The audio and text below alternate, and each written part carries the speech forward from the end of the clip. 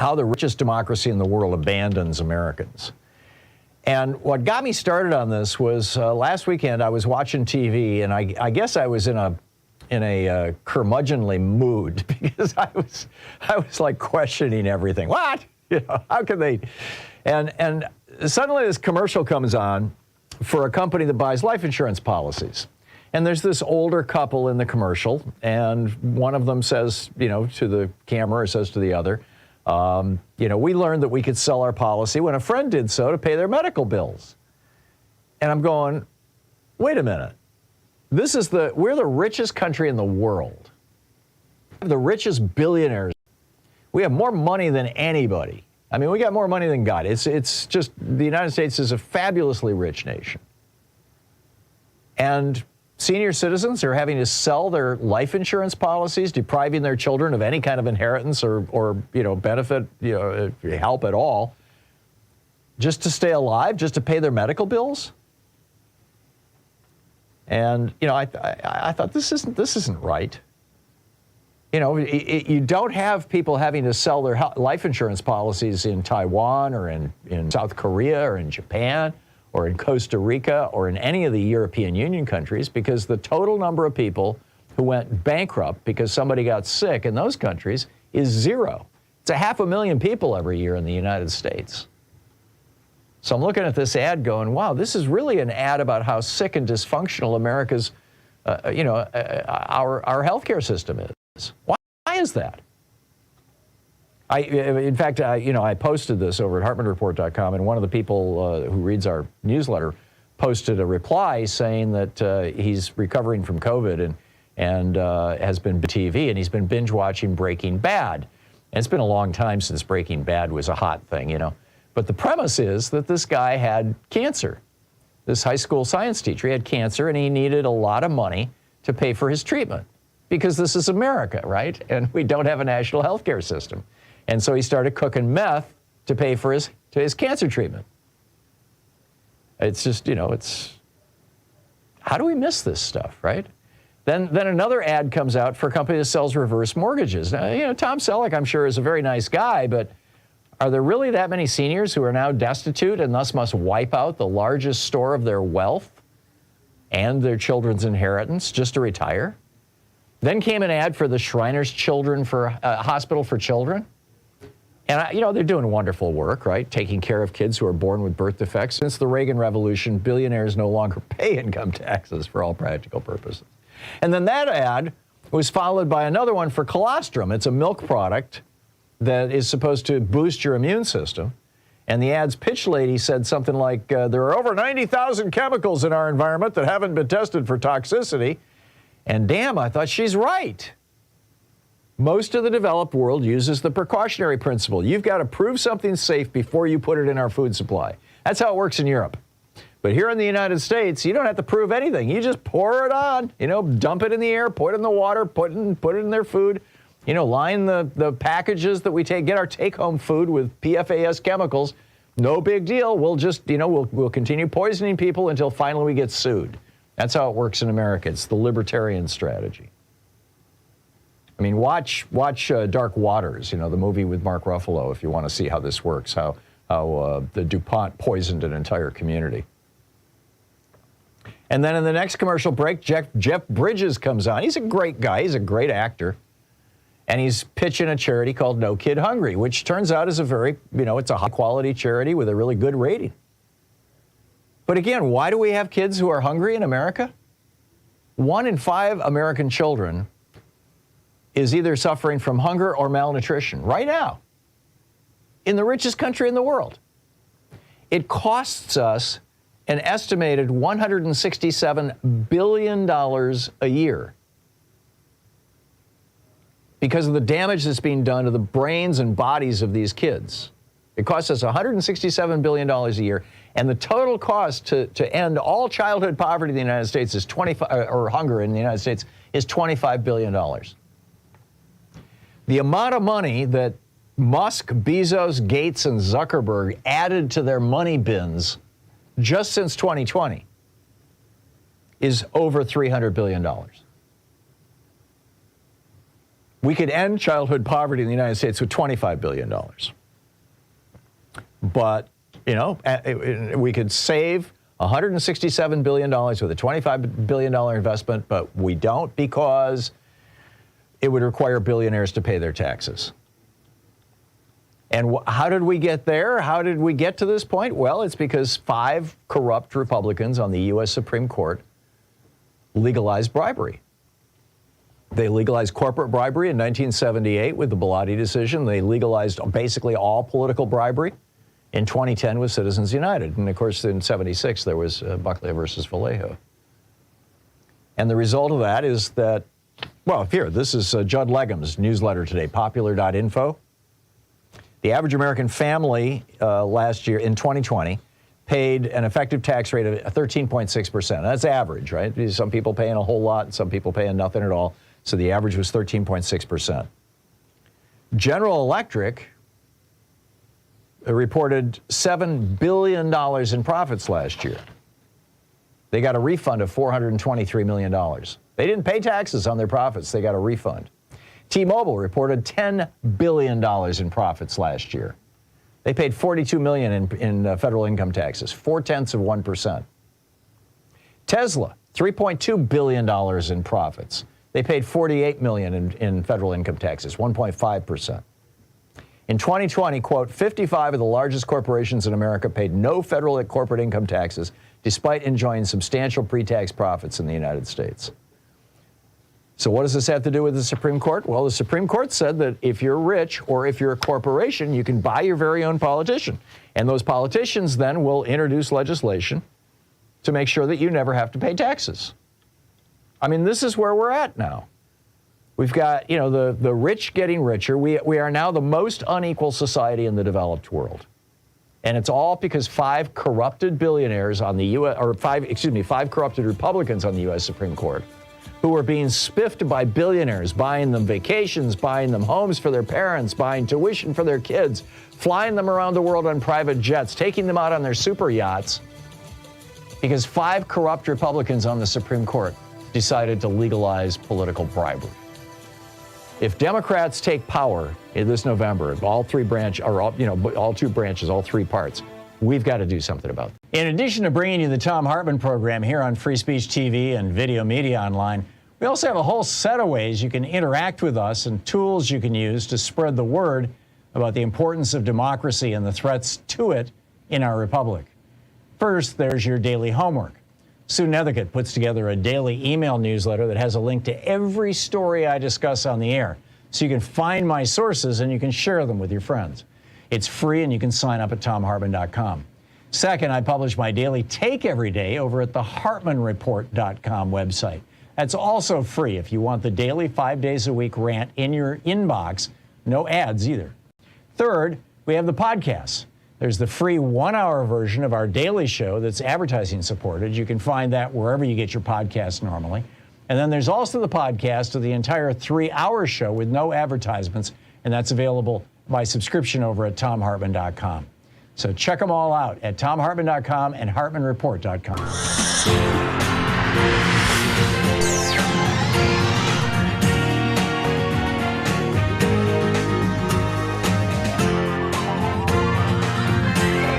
We say fight back!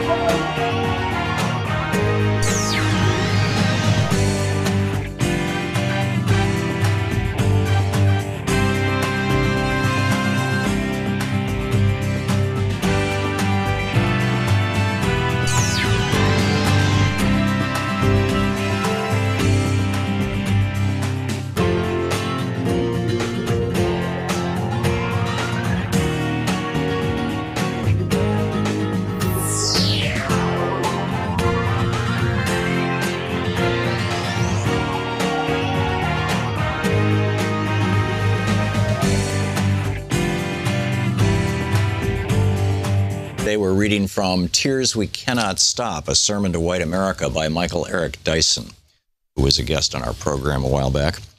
This is from page 86. One of the great privileges of whiteness is not to see color, not to see race, and not to pay a price for ignoring it, except, of course, when you're called on it.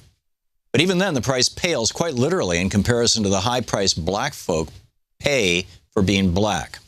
We pay a price too for not even being able to derive recognition and financial reward for the styles that make the world want to be black so bad that they don't mind looking like us as long as they never ever have to be us. If the appropriators can freely rip off our culture with no consequences, those who revise racial history, the fourth stage of white racial grief, are even less accountable for their deeds. The way of the racial revisionist when it comes to black life and history is simply to rewrite it. Their motto is, it didn't happen that way. There's a flood of writing that tells us that the Civil War wasn't really about slavery, but about an effort to defend states' rights. But, my friend, you've got to put yourself in our place and see the absurdity of such a claim. Defend the rights of states to do what? To enslave blacks. But even here, the irresistible logic of whiteness, that is irresistible to whites themselves, and to all of us who are subjected to white whim, springs into full action. White American history is so powerful that even when it loses, it wins, at least in skirmishes within whiteness itself. From the right wing, there is the belief that the Civil War was fought over the ability of individual states to beat back a federal government out to impose its will. From the left wing, there's the belief that the Civil War was a conflict between the planter class and the proletariat. In each case, race as the main reason for the war is skillfully rewritten, or really written out. Slavery is rewritten too. Some white Christian apologists contend that black folk needed slavery to save their souls or to rescue their cultures. A contemporary twist on this argument radiates in thinkers like Dinesh D'Souza, who claims that American blacks brought here through slavery are now doing far better than their African kin. Some white critics argue that since blacks sold other blacks into slavery, bondage was a black man's problem, not a white man's burden. But revisionists would much rather describe the dehumanization of black folk as little more than a commercial transaction. It's another way of washing their hands of racial responsibility. The effort to rewrite history surfaces in how Malcolm X is treated in the mainstream. It hardly seems likely that the culture he fought with all his heart could be depended on to grasp his true meaning. Malcolm is often read as an apostle of violence, as a frightful figure consumed by destructive rage. Yet the truth is far more complex, and Malcolm was far more complicated. But isn't the autobiography of Malcolm X so enduringly appealing because it shows Malcolm giving up hatred as a means to racial justice? Now, Malcolm X believed in the liberation of black folk from the mental and psychological chains of white supremacy. He was not committed to nonviolence as a way of life or as a method of social strategy. He believed that such a commitment prevents the full realization of black emancipation. Yet he was not personally violent. As Ossie Davis says in his eulogy, responding to the claim that Malcolm preached hate and was a fanatic and a racist, quote, "Did you even talk to Brother Malcolm? Was he ever himself associated with violence or any public disturbance?" End quote. The rage that flowed in Malcolm's veins was the rage against a force of whiteness that aimed to wash its black kin from the face of the earth. The urge to rewrite black history occasionally gives way to the final stage of white racial grief, which is simply, when it comes to race, dilute it. That is, to argue that black stuff doesn't just plague black folk. To summarize, bad stuff happens to everyone. This argument surfaced in the aftermath of Hurricane Katrina, and that storm certainly hit black folk, but it hit white folk too. This is the sordid version of reverse American exceptionalism. It is the same Me Too impulse that flares in the bitter battle against affirmative action. Beloved, I can't help but notice that affirmative action is the bee in so many of your bonnets. You look around in your classrooms and you think every black person is there because they got an unfair shake from the system. You look at your job and you think that your black coworker got an unjust nod of approval from the powers that be. You never stop to think how the history of whiteness in America is one long scroll of affirmative action. You never stop to think that Babe Ruth never had to play the greatest players of his generation, just the greatest white players. You never stop to think that most of our presidents never rose to the top because they bested the competition, only just the white competition. White privilege is a self-selecting tool that keeps you from having to compete with the best. The history of white folk gaining access to Harvard, Princeton, or Yale is the history of white folk deciding ahead of the game that you are superior. You argue that slots in school should be reserved for your kin because, after all, they are smarter, more disciplined, better suited, and more deserving than inferior blacks. That's like concluding that the Cleveland Cavaliers can't possibly win the NBA championship because they're down 3-1 to the Golden State Warriors. Throw in the towel and call it a series. But they must play the series to determine the winner. Whiteness is having all the advantages on your side. The referee's blowing the whistle for you. The arena packed with only your fans. In fact, whiteness means you never even have to play the game at all, at least not in head-to-head matchups with the talent and skill of black folks.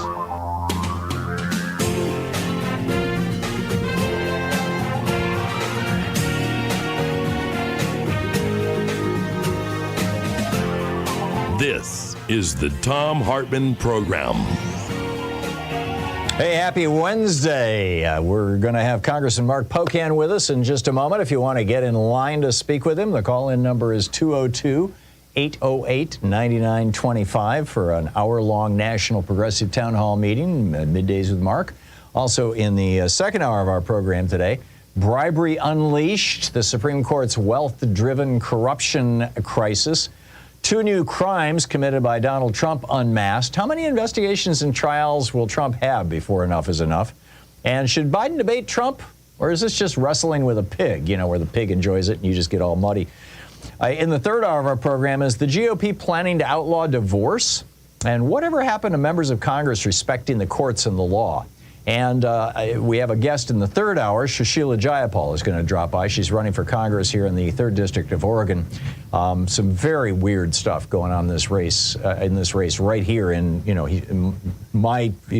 currently a seat currently held by my Congressman, Representative Earl Blumenauer. So that's what's coming up on the program today. But first, Congressman Mark Pocan is with us for the hour, Middays with Mark, in a National Progressive Townhall meeting. He represents the 2nd District of Wisconsin in the U.S. House of Representatives. He's a current member and the chair emeritus of the Congressional Progressive Caucus. He's co-founder and co-chair of the Labor Caucus and chair of the Congressional Equality Caucus. His website, pocan.house.gov, pocan.house.gov. You can tweet him at Rep. Mark Pocan. And Congressman, welcome back to the program. What's on your mind today? Yeah, thanks, Tom. Glad to be here. This is just another week that, bluntly, the Republicans don't have a lot of meaningful legislation, but we're in Washington. I think the dysfunction continues, even though Marjorie Taylor Greene failed miserably last week on her effort to scare the speaker. The same rules are in place that allowed her to create the dysfunction that we've had for a few weeks, and I think that's going to continue. So really, honestly, I look towards November when we can change the faces of the House of Representatives in a way that can actually get legislation done that helps people again.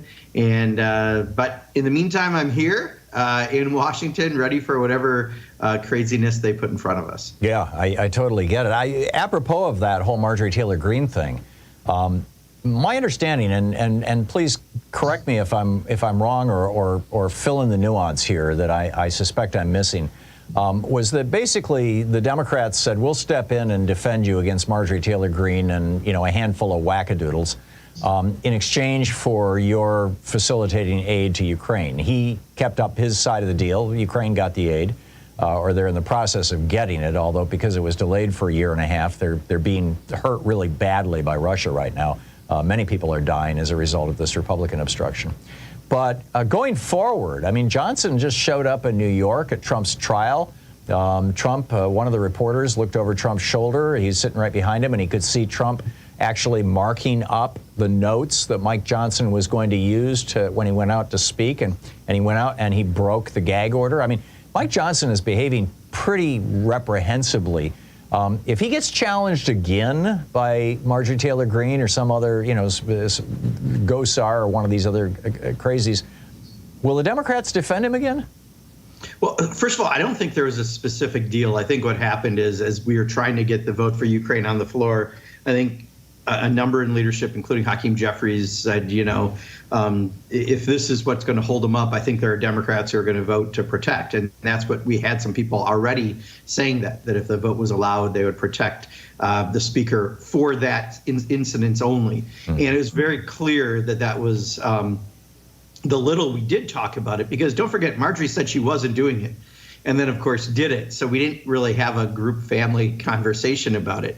My position has always been either you side with the extremist white Christian nationalist Marjorie Taylor Greene, who's pulling the vote, or you side with the extremist homophobic Christian nationalist Mike Johnson. Look, I mean, it's not a choice, right? Yeah. This is their problem. They're side fighting with the rules that they put in place. I voted present, and I think if we would have had a conversation, I would have recommended more people do that. But it is very clear that this was a one-time only by the people who did say that they were going to vote to support the speaker to keep him in place for doing the Ukraine vote. But there's no guarantees going forward. This is not any vote of confidence in Mike Johnson. It was more, Marjorie Taylor Greene or Mike Johnson. Man, I choose neither. It's like, do you want to take strychnine or do you want to take arsenic? Yeah, Your exactly. choice. Yes. So, Marjorie, the mainstream news take on this whole thing was that Greene got basically humiliated and that she has lost an awful lot of her political power. That seems like a pretty sudden turnaround to me. I'm wondering if you think she's going to try this again, or is this basically dead for the rest of the year? This issue of pulling Mike Johnson out of the speakership. Here's the reality. Marjorie Taylor Greene, for all practical purposes, speaks for the Republican Party nationally, right? She's the most known Republican in the House of Representatives. She does what Donald Trump wants her to do, and she is out there doing that advocacy. What they realize is that when you do polling, America knows that she's a buffoon and she is not very popular. And I think what they are trying to do bluntly is trying to say, oh, no, Marjorie Taylor Greene doesn't really run the party. Is that okay with you, Marjorie? Really doing that, right? So I'm not falling for this for a second. Yeah. I know that when Marjorie says jump, a majority of members in that caucus say how high, how fast. They are responding to what she's saying.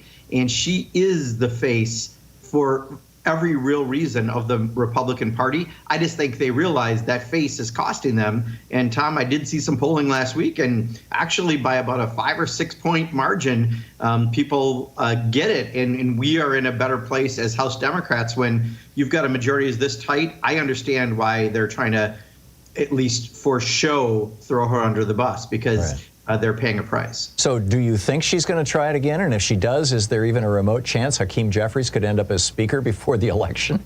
No, I mean, everything they do is all, she just loves the camera. And this is performance art. Yeah, I mean, I told a reporter who asked me a question, I go, why do you guys cover, this is like flies on poop, like you guys are all like, whenever she comes out, everyone comes and just listens to her. But I think the good part is she is the face and the spokesperson for the Republican Party in the House of Representatives. So every time someone's voting for a Republican in the House of Representatives, it's really, they're empowering Marjorie Taylor Greene, not their own member, not Mike Johnson.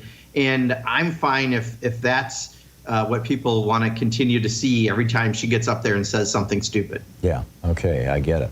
Anything else you want to mention, or shall we go to the calls? Let's do calls. All righty. David in San Francisco, you are on the air with Congressman Mark Pocan. Oh, thanks, Tom. Congressman. America was founded on taxation with representation. And for the last number of months, the right wing have been ranting against diversity, equity, and inclusion, all of which are taxation with representation. So I've called before and talked about how the rise of the corporate state, who don't want taxation with representation. They want representation without taxation. So just wondering if you've looked at this as a talking point. Not sure if I fully understand the question, David. I got to admit, I'm sorry. Well, diversity, equity, and inclusion, that's a part of the Biden administration, making sure that our taxes get spread out, that people have equity in the job fields, equity throughout the use of the commons, and that the right wing, especially right-wing radio, are ranting about diversity, equity, and inclusion. And it is taxation with representation. Okay. Yeah, so David, what it is the personification of the racism of the modern Republican Party. You know, at one point I wanted to think it was like 30% of the Republican Party was motivated by this. It's a majority of the Republican Party, unfortunately, is motivated by a changing demographic in this country, and they're afraid of white males not still being in charge. Unfortunately, diversity, equity, inclusion, and fights around a number of other issues that we have are really latent racist arguments, and that's why we need to fight back. There you go. Congressman Mark Pocan with us for the hour. It's Middays with Mark, our National Progressive Townhall meeting with Congressman Mark Pocan, the Chair Emeritus of the Congressional Progressive Caucus. It's 15 minutes past the hour. You can find Congressman Pocan's website at pocan.house.gov. You can tweet him at Rep. Mark Pocan. And we will be right back with more of your calls for Congressman Pocan. This is the Thom Hartmann Program. It's Middays with Mark. Back with your calls in just a moment.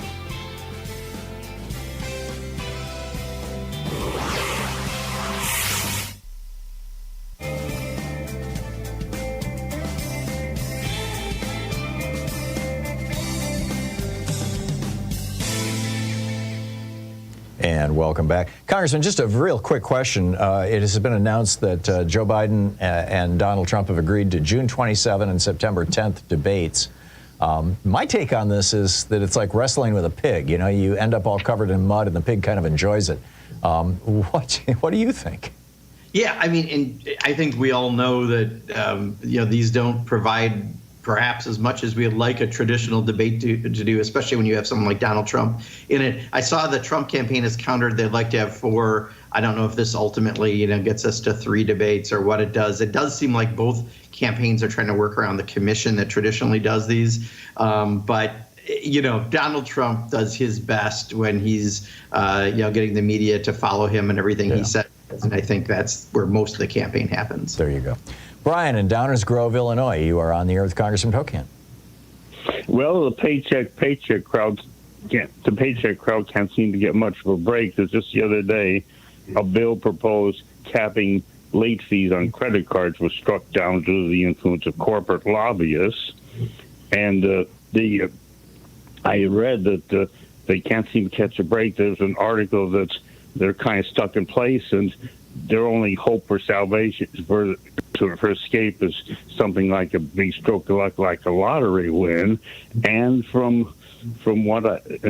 because of this, they were tagged as Generation Limbo.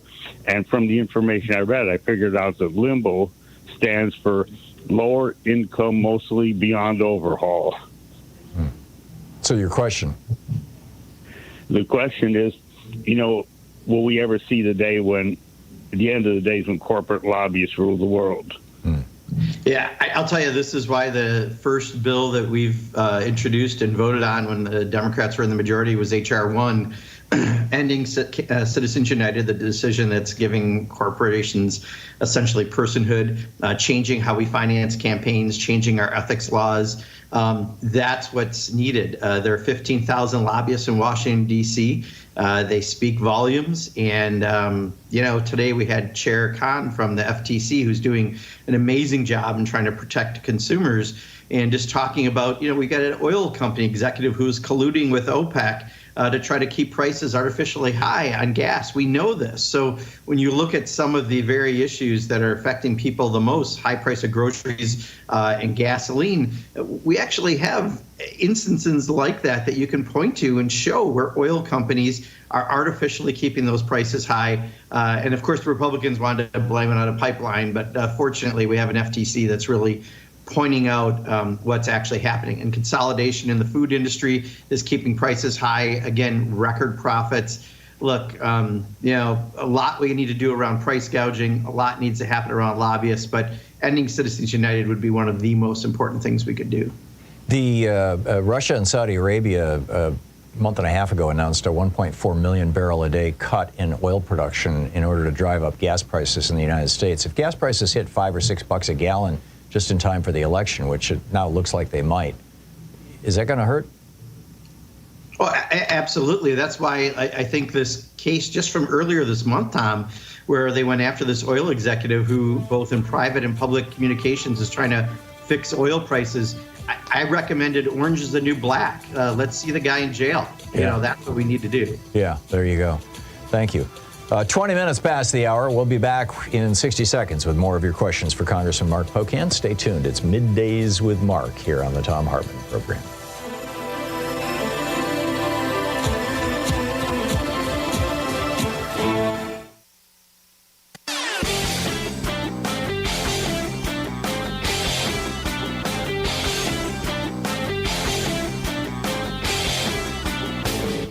Missed my opening rant today? It's usually published over at HartmannReport.com, where you can read it and share it with your friends for free. Check it out, HartmannReport.com. Back in 1968, when Lyndon Johnson was president, Earl Warren resigned from the Supreme Court. He was a liberal, even though he had been appointed by Eisenhower. Johnson wasn't able to replace him, in part because of Republican opposition in the Senate. And so when Nixon came in, he had this opening, but he wanted to have two openings. He wanted to get rid of Abe Fortas, who was the most liberal member of the court. So he had his Attorney General, John Mitchell, start an investigation into Abe Fortas's wife. Now, there was nothing there. There was no smoke at all. She had done absolutely nothing wrong, and history has proven that. But they were going to drag her before a grand jury and possibly before Congress and just, drag her through the mud. And this caused Abe Fortas to resign, and that gave Nixon two openings, and that's how the court turned to the right. I'm suggesting that Democrats should do the same thing with Justice Thomas. I've got an op-ed about it at Hartmann Report. You can read it over there. Check it out.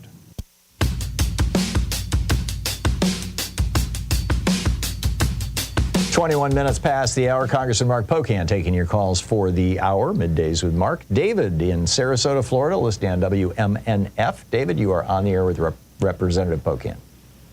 Thank you for taking my call. Representative Pocan, I was wondering if you would either write or sponsor a bill that would give free prescription drugs to any military discharged veteran upon their age that they reach Medicare.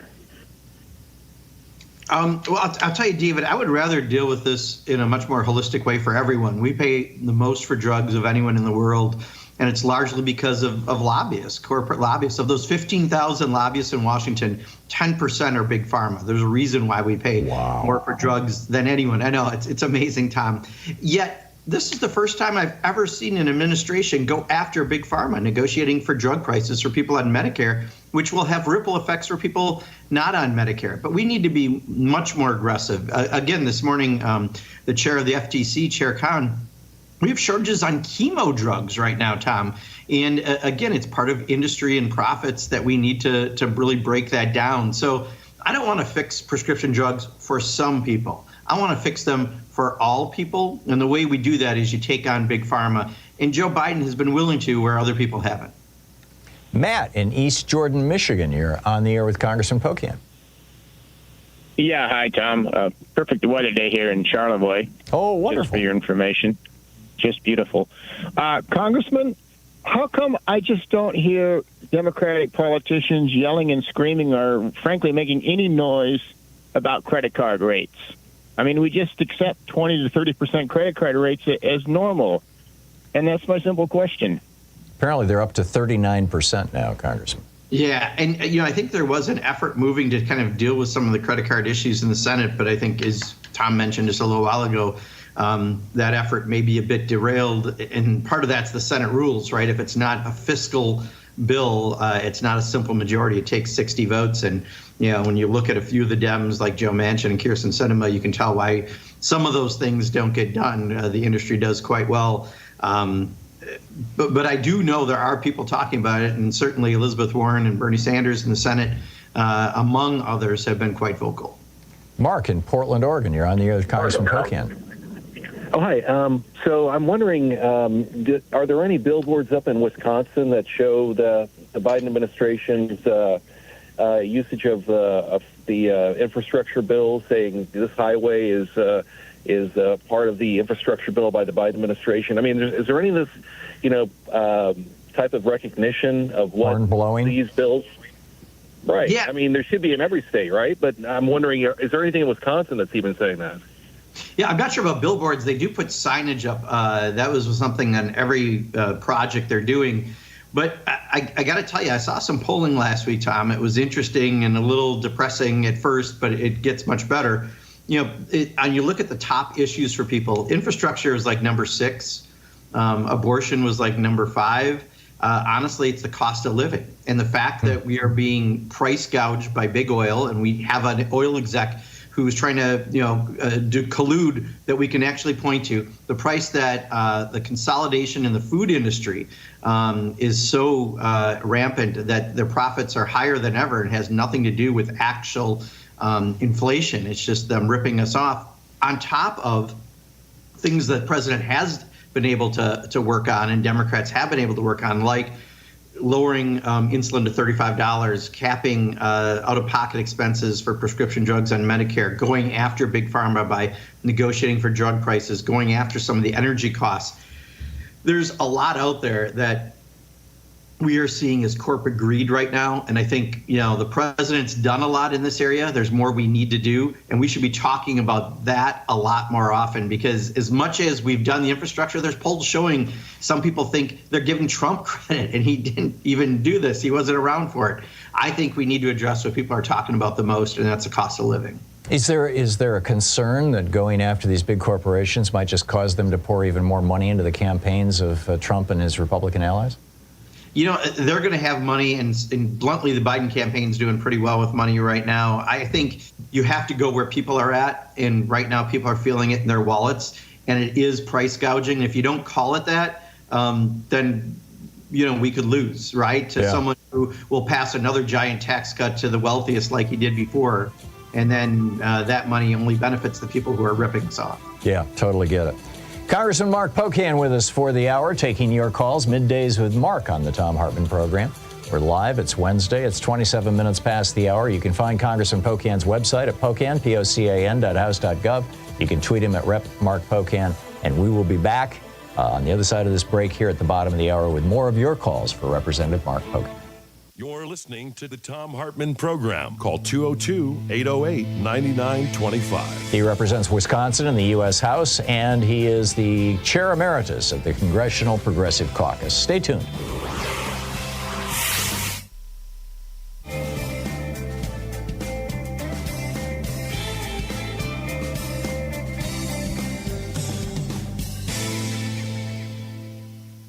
We're reading from The Curse of Bigness, Antitrust in the New Gilded Age by Tim Wu. Sounds kind of a dry title, but it's a pretty amazing book. This is and it's a very small book. This is from the introduction. We are 4 decades into a major political and economic experiment. What happens when the United States and other major nations weaken their laws meant to control the size of industrial giants? What is the impact of allowing unrestricted growth of concentrated private power and abandoning most curves on anti-competitive conduct? The answers, I think, are plain. We've managed to recreate both the economics and politics of a century ago, the first Gilded Age, and remain in grave danger of repeating more of the signature errors of the 20th century. As that era has taught us, extreme economic concentration yields gross inequality and material suffering, feeding an appetite for nationalist and extremist leadership. Yet, as if blind to the greatest lessons of the last century, we're going down the same path. If we learned one thing from the Gilded Age, it should have been this: the road to fascism and dictatorship is paved with failures of economic policy to serve the needs of the general public. Look at the global economy and witness the rule of concentrated oligopolies and monopolies in industries like finance, media, airlines, and telecommunications, just to name the most obvious. Firms whose size allows them to treat customers and competitors with impunity. Most visible in our daily lives is the great power of the tech platforms, especially Google, Facebook, and Amazon, who have gained extraordinary power over our lives. With the centralization of private power has come a renewed concentration of wealth and a widening gap between the rich and the poor. The concentration of wealth and power has helped transform and radicalize electoral politics. As in the Gilded Age, a disaffected and declining middle class has come to support radically anti-corporate and nationalist candidates, catering to a discontent that transcends party lines. A renewed economic nationalism around the world blames immigrant workers, foreign products, or elite conspiracies for the diminishment of the middle class. There is widespread anger at big business and how they treat customers, especially in concentrated or monopolized industries like insurance, pharmaceuticals, airlines, and other insensitive behemoths. Many fear Google, Amazon, and Facebook and their power over not just commerce, but over politics, the news, and our private information. What we must realize is that once again we face what Louis Brandeis called the curse of bigness, which, as he warned, represents a profound threat to democracy itself. What else can one say about a time when we simply accept that industry will have far greater influence over elections and lawmaking than mere citizens? When the American pharmaceutical industry can raise prices by thousands of %, confident the government will do little or nothing.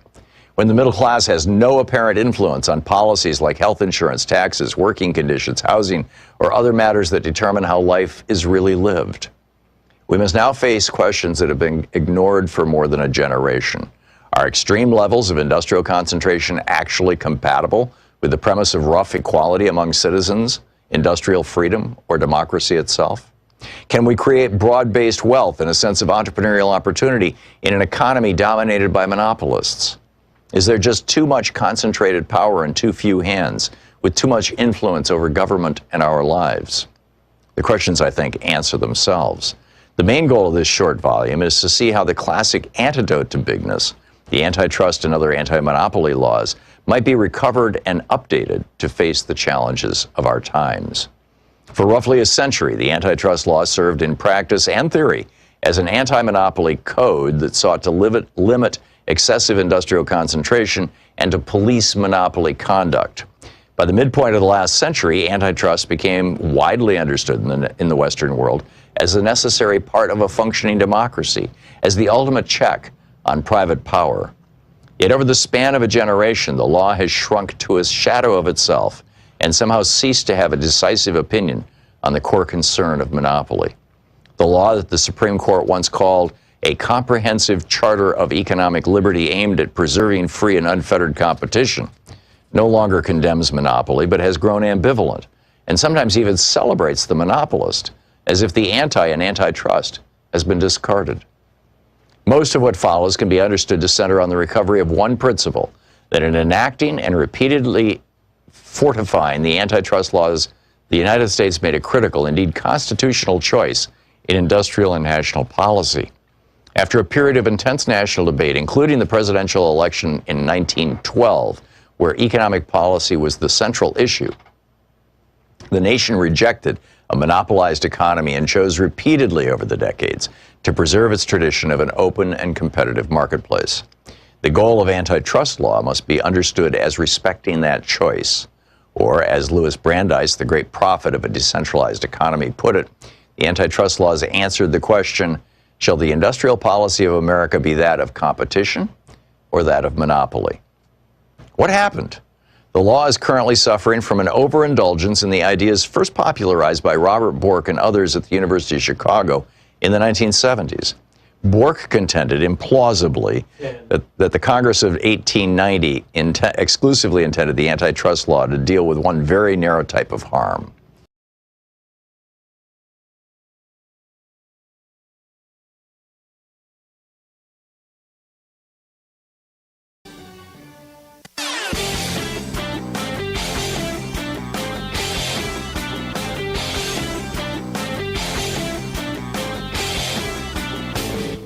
Did you know that every weekday we send out an email before the show giving you all the topics coming up so you can be fully informed and ready to interact with our program? Or that after the show we send out Sue's Stack, a list of every topic I've discussed along with clickable hot links to every source of information I've shared with you on the air? It's all completely free and available over at thom.tv, THOM.tv. Check it out.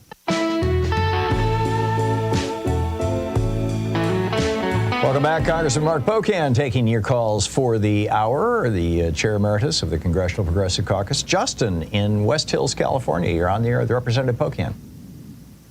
Hello. Thank you for taking my call. I had a question for the Congressman about the two varying bills, the one in the House and one in the Senate. Senator Schumer, Senator Booker, and Senator Wyden have reintroduced the CAOA, which is the Cannabis Administration Opportunity Act. And I want people to know that in year 5, if this was to pass and be legalized and the bill would go through, people like myself, and I'm a medical patient, I had a traumatic brain injury, Tom, and I suffer from fibromyalgia. So I have chronic pain all over my body.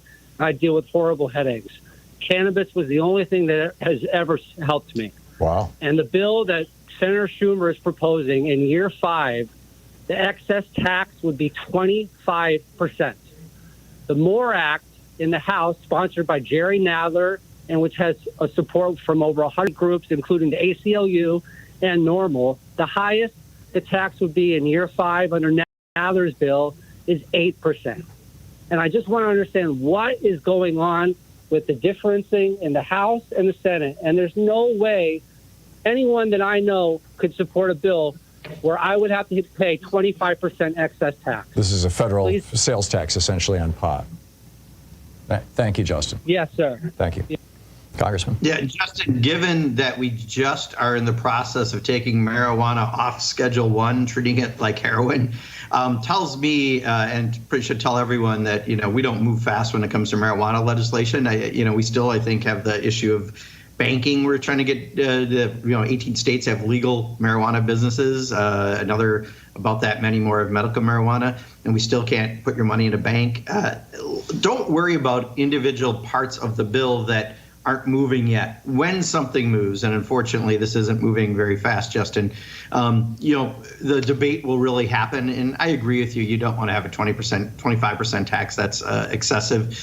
But we do have taxes on things like alcohol and cigarettes and other things. And I do assume that it's going to be something that will be discussed should it ever get to that point. But it is unfortunately, and I do mean very unfortunately, a far way off from, getting to the point of being a legal product that's taxed by the federal government.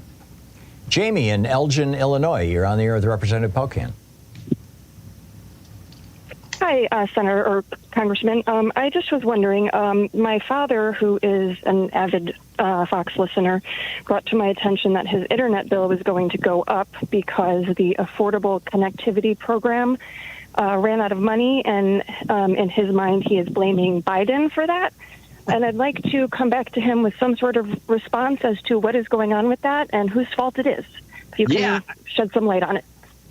Jamie, no, thank you for that. I mean, it's because of Joe Biden during COVID that we have that in place, right? That saved people about $30 a month, which is a lot of money, and it helped a lot of people. And right now we can't get congressional Republicans to move forward on it. So it's super easy and obvious. The problem is, I think this morning, I forgot the number, but it was like a scary number of people, Tom, who think that because of Joe Biden, Roe versus Wade got overturned. There's another poll showing people think that Trump did the infrastructure bill, not Joe Biden.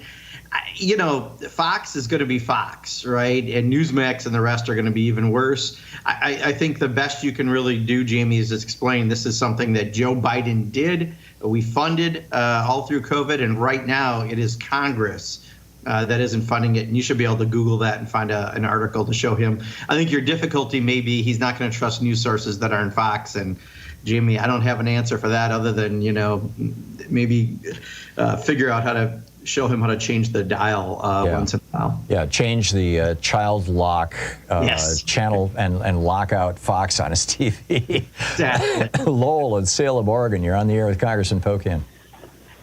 Hi, Congressman Pocan. This is a question related to stocks and holding corporate criminals accountable.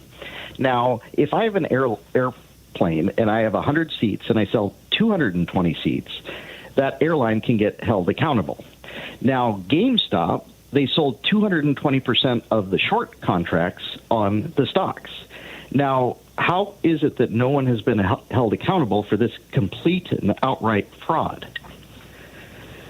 And I wonder if they're doing the same thing with Trump's social media company.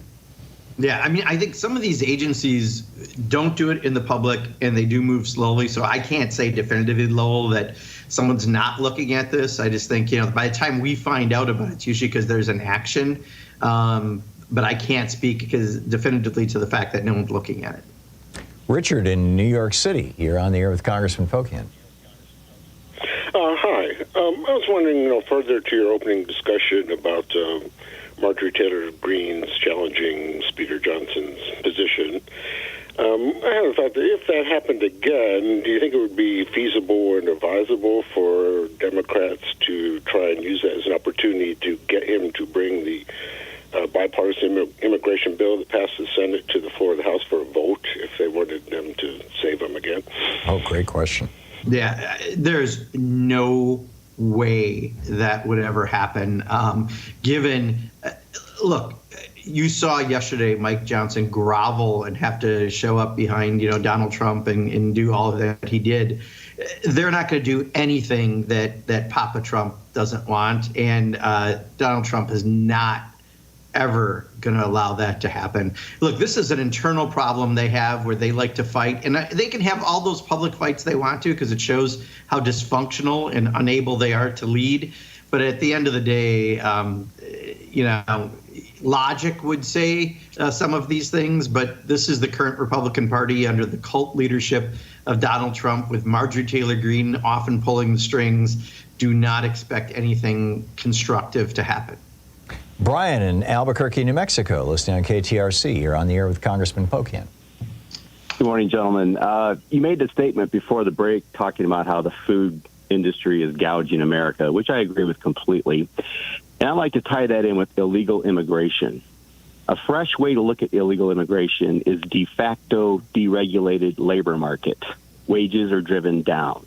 And if we look at that industry top to bottom, the production end of it, it's all illegal immigrants. And anybody with half a brain knows it. Four private companies control like 80% of the beef market, which is crazy. Now, I would like to know how we stop the deregulated labor market, and why don't Democrats, to fight MAGA for the election, decide to start enforcing employment laws against all the food producers? They're clearly violating them. And I would also go to all the nice, big, expensive country clubs in red state America and start arresting those people for hiring illegal immigrants. Why don't we pursue the criminal employers? Tell me that. Yeah, no, that's always been part of the talking points we put out there when we talk about this, because clearly, we hear from business, we hear from agriculture, we hear from all these industries that want us to fix the immigration system. The problem is this is a politicized issue based on racism for Donald Trump and Republicans and MAGA, and they're not going to budge to anything that's logical. And you'd think then that maybe big business would say, well, look, this is something that hurts us negatively, therefore we'll go Democratic. Of course not, because they know that Donald Trump will pass another giant tax break like the last one, where 83% of the money went to the top 1%. And they will never speak out against that. So unfortunately, the single best way we can deal with this is to have a Democratic House, Senate, and President to try to be able to move some of this forward. But look, Donald Trump, when he said we're not going to do anything because he needs it as an election issue, he's trying to demonize folks right now with this issue. I don't see any change. But why isn't I remember when Donald Trump arrested a bunch of Indian immigrants who were running 7-Elevens because they were hiring, friends and relatives who were not here legally, and some, south of the border folks who were not here legally. He made a big deal about that. Of course, they were all brown-skinned people that he arrested. But, he did it. Why isn't the Biden administration busting some of these big, millionaire white executives for hiring people who are not here legally?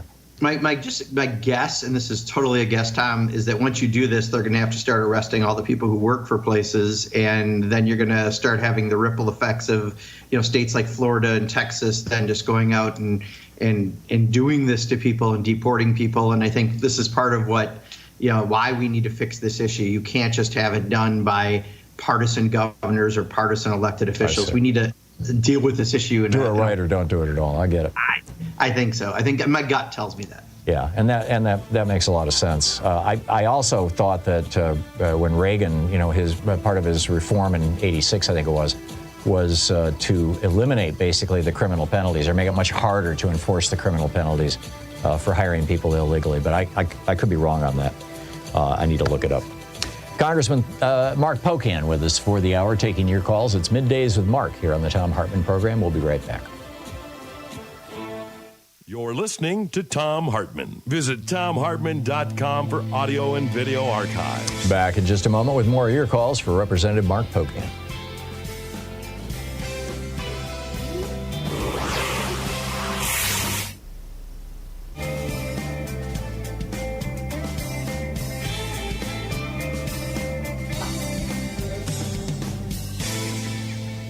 And welcome back. James in Hollywood, you're on the air with Congressman Pocan. Good day, gentlemen. I've been informed, Mr. Congressman, that Tom has told us 17 million voters have been wiped off the voting rolls. Can you and the DNC please inform people that they must fight for their vote, and how do we do it? And it is our most valuable possession, allowing us to control our own destiny. What can you do? What should we do? It was actually 19.2 million people, 8.5% of all registered voters in America, just between 2020 and 2022. And in red states, the purge was 40% more intense than in blue states. Go ahead, Congressman.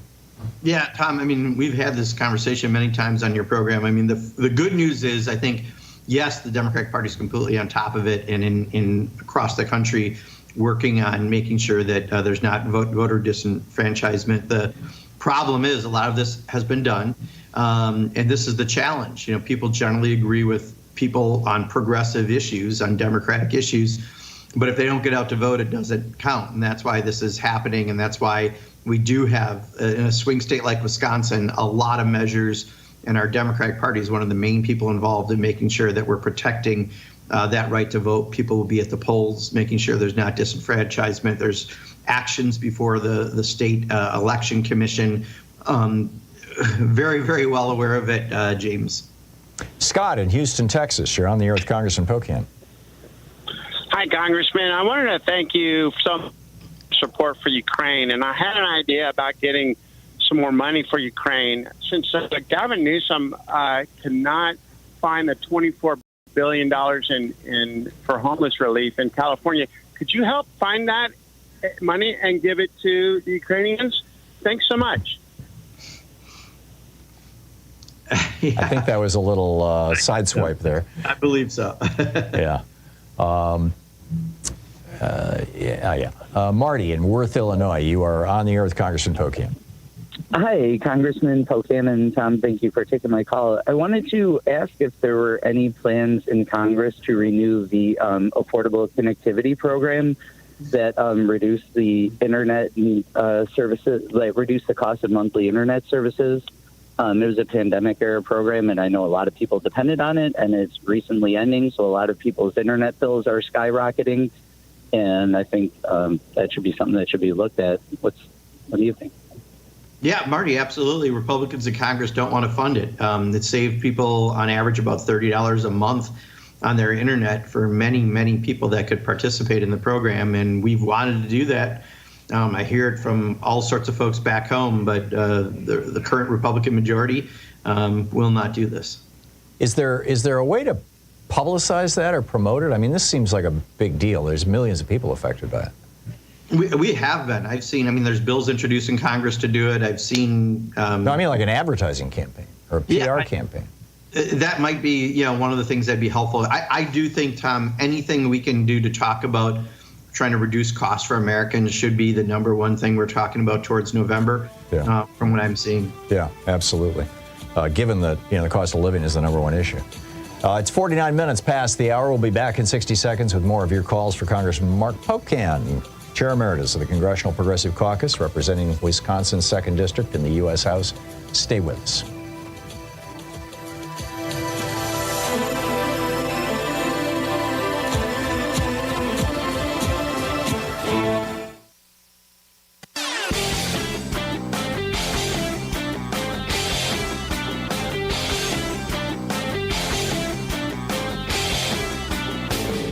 Hey, thanks so much for sharing our program and for reaching out to our stations and sponsors and letting them know that you're listening. It really means a lot to us. So a lot of people are wondering, why is it in America that we can't have nice things? Why don't we have, the same things every other democracy has? Every other democracy in the world has a national health care system of some form, and everybody is covered. We don't. We've got 27 million uninsured people and over 100 million underinsured people. Why is that? Why is it that every other country in the world offers college education very inexpensively, if not for free, and for here you go to debt? Why is it that we've got our public schools crumbling and other countries are doing well?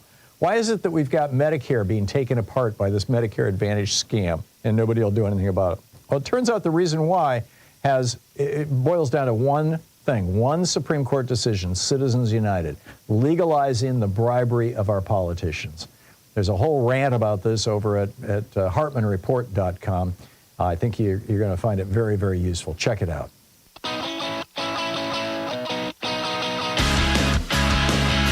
Back with Congressman Mark Pocan answering your calls. Marty in Wixom, Michigan, you're on the air with Representative Pocan. Hello, Tom and Congressman. I'm very concerned that deep fake artificial intelligence videos could really be a problem in the coming election. So I'm wondering, couldn't Congress pass legislation requiring that any AI-constructed video that makes reference to or purports to show any political candidate contain a clear, visible watermark to disclose that it was made with AI technology? Yes, Marty. I mean, the simple answer is yes, we could. I think the bigger question is, will it happen? I think it's probably unlikely. I just saw the news accounts today on what you're talking about, that it looks like it's happened in previous elections by perhaps even foreign entities or even foreign governments. I just think when it comes to AI, Congress is not quite ready to tackle this, and that's not a great thing to say, but I think it's still a little bit we're not ready structurally to deal with it, especially in this Congress. Carl in Elgin, Illinois, you're on the air with Representative Pocan. Yes, several minutes ago, you were talking about the Fox News promoting all kinds of lies and everything. Where does the FCC stand on this? At one point in my life, I was an amateur radio operator, and boy, the FCC was down on us like, a couple things. But I'm just wondering, why doesn't the FCC do something about false advertising and lies? Hey, Carl, let me tip my hat to you. I am also a ham radio operator. Congressman? Yeah, I'll tell you, Carl, I think I have the FCC, I'm not trying to be rude as I look at my calendar, coming before me on a committee very, very soon. If not this week, it's next week. And I will try to ask that question because it comes up a lot. And, I think we've lost some of our control over that. And I don't see where it's on the calendar, but I will look into this. Yeah, I think because it's on cable rather than over the air, there's a lack of regulatory power. But there are some over-the-air stations that carry Fox News. So they're obscure, but they're out there. So yeah. I don't know, FYI. Matthew in Orlando, Florida, you're on the air with Congressman Pocan. Hi, Congressman. Thank you for supporting us in our efforts. The question's a little bit of a follow-up. It's about the big lie strategy in general and how I just recently was a victim of it when Trump said that he had 100,000 supporters in New Jersey. I took a quick glance at the pictures. I said, geez, look at that. He's got a bunch of people. And I just stayed in a state of fog for the next 2 or 3 days until finally it was debunked, and it was a big lie. And I go, oh my God, if they timed this. Yeah, it was a picture from a concert in Rio de Janeiro. Yeah. Yeah. So, like, if they do a well-structured big lie right before election time and say, look, we've got all these fake BS things put together that's going to take weeks to debunk, and they're just going to blow an absolute super lie at the entire American people, enough so that they'll vote on it, and it's going to take a week to figure it out. Next thing you know, they've cheated, they've lied, they've stealed, and they bullied their way into another election. This process of turning lies into money and money into lies has to stop. Yeah, I hear you, Matthew. October surprise, I think, is generally what we call that. Mm-hmm. I think the good news, at least to give you a little bit of comfort, is, the way media works right now, you're not going to have to wait a week for something to get debunked. Everything is immediate, 24/7, nonstop social media. But they will do lots of things. Fox, I'm sure on that says, oh, we accidentally put the wrong picture up. We just misidentified it. but it's for his ego. We all have to be ready and vigilant and make sure that we are communicating with our friends. I also heard some very interesting stuff, Tom, that a lot of the way information is shared now is by friends through DMs to others on social media. Mm-hmm. And I think we just have to be ready for it. If that's the way that information is being conveyed, we need to individually each take that on. And that way we're able to all participate in helping get the right information out. There you go. Anita in Wisconsin Dells, Wisconsin. We just have a minute and a half, Anita. You got a quick one for Congressman Pocan? Yes, hello, Representative Pocan. We're so happy that you are our representative in Wisconsin. And I'm calling for Don and Anita Nelson. We're family farmers, Norwegian, by the way, and we're just east of Wisconsin Dells. And I have to tell you, there are some farmers. They aren't all in the water park. I'm concerned about the 2-year colleges in Wisconsin particularly. I feel they're important. They're important for the students. They're important for the community. And there are many young people who cannot afford to go down to Madison. Anita, we're running out of time, so let's get Congressman Pocan's response to you. Thank you. Yeah, so Anita's talking specifically up in a county near her that keep jeopardizing a 2-year campus that's part of the UW system, the Republicans in the legislature. But you just remember Joe Biden, community college in 2 years, school he wanted to do for free as part of Build Back Better. He does support those institutions. And I think should we be able to reelect the president, have Democratic majorities, we can certainly move forward on that in a positive way, Anita. That's good. Final thoughts for the week coming up? Congress isn't doing a whole lot, Tom. I'll be blunt. At least useful. It's all about November. So much is depending on what happens, and I think, from some things I've learned, I really think each of us can do so much by talking to our friends. We just have to do that between now and November. Yeah, there you go. Become a one-person media machine, I guess. Exactly. Thank you, Congressman, so much for dropping by today. It's always great having you with us. Of course. Thank you. Take care. Appreciate it. Thank you. We'll be back on the other side of this break. Bribery unleashed, the Supreme Court, and the new crimes committed by Trump. Stick around. You're listening to Thom Hartmann. In addition to bringing you the Thom Hartmann Program here on Free Speech TV and Video Media Online, we also have a whole set of ways you can interact with us and tools you can use to spread the word about the importance of democracy and the threats to it in our republic. First, there's your daily homework. Sue Nethercutt puts together a daily email newsletter that has a link to every story I discuss on the air, so you can find my sources and you can share them with your friends. It's free and you can sign up at thomhartmann.com. Second, I publish my daily take every day over at the hartmannreport.com website. That's also free if you want the daily 5 days a week rant in your inbox. No ads either. Third, we have the podcasts. There's the free 1-hour version of our daily show that's advertising supported. You can find that wherever you get your podcasts normally. And then there's also the podcast of the entire 3-hour show with no advertisements, and that's available by subscription over at thomhartmann.com. So check them all out at thomhartmann.com and hartmannreport.com.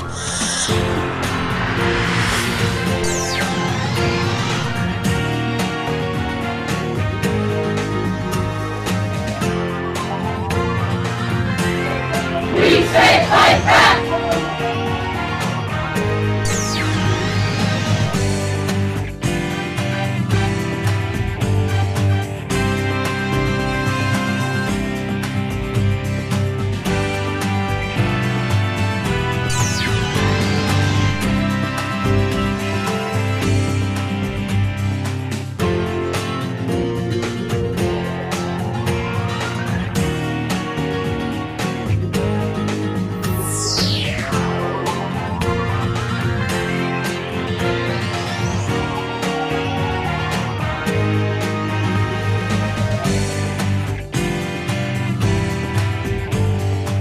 Our book today in the Thom Hartmann Book Club is It's Okay to Be Angry About Capitalism by Bernie Sanders.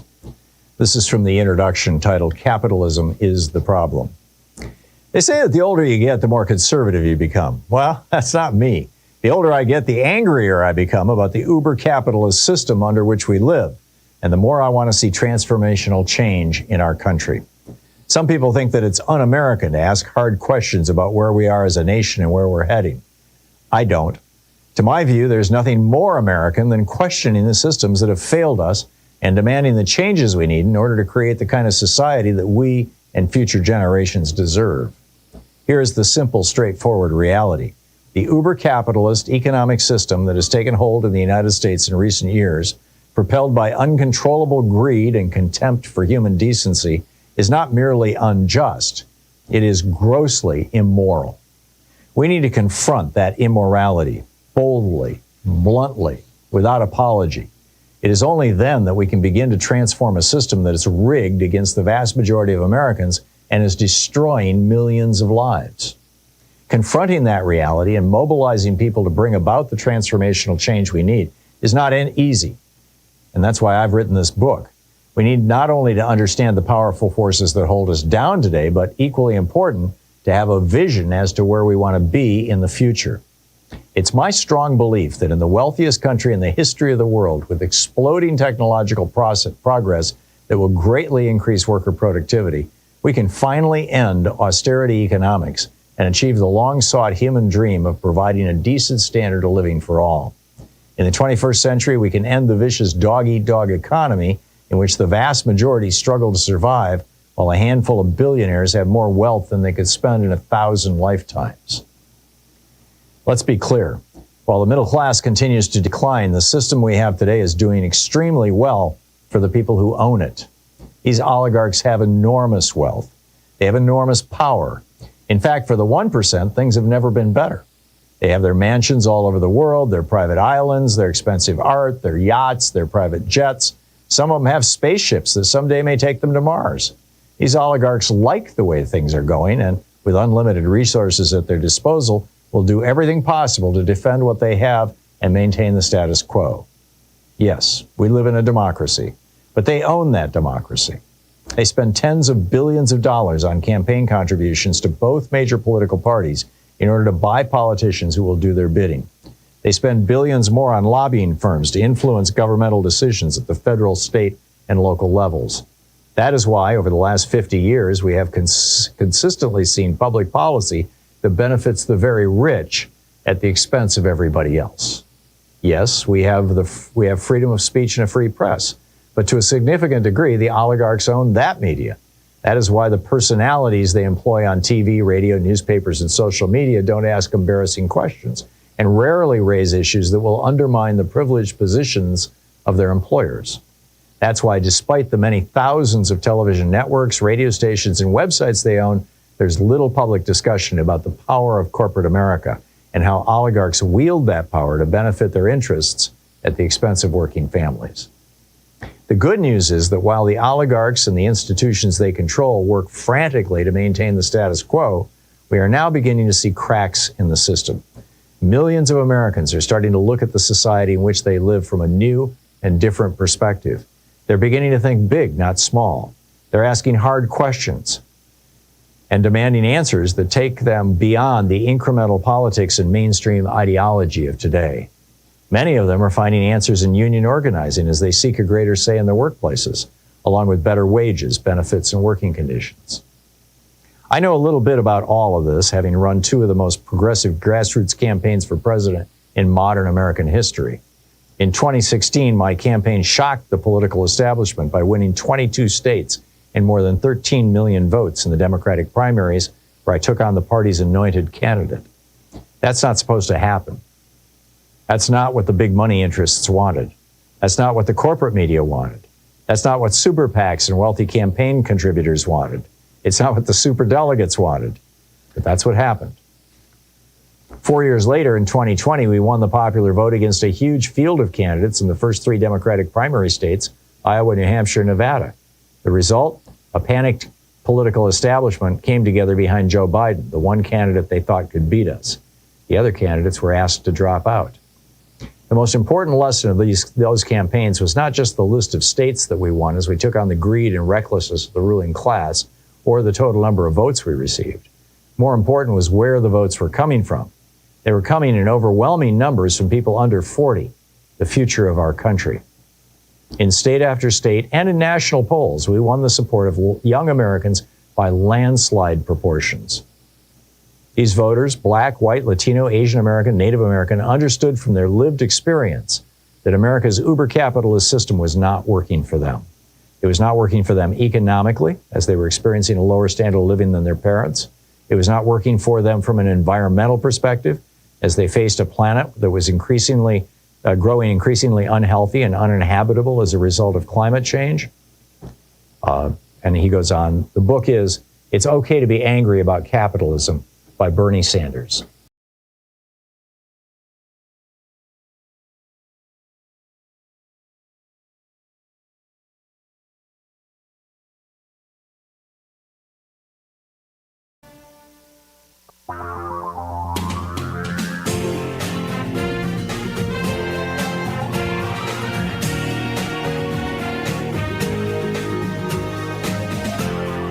This is the Thom Hartmann Program.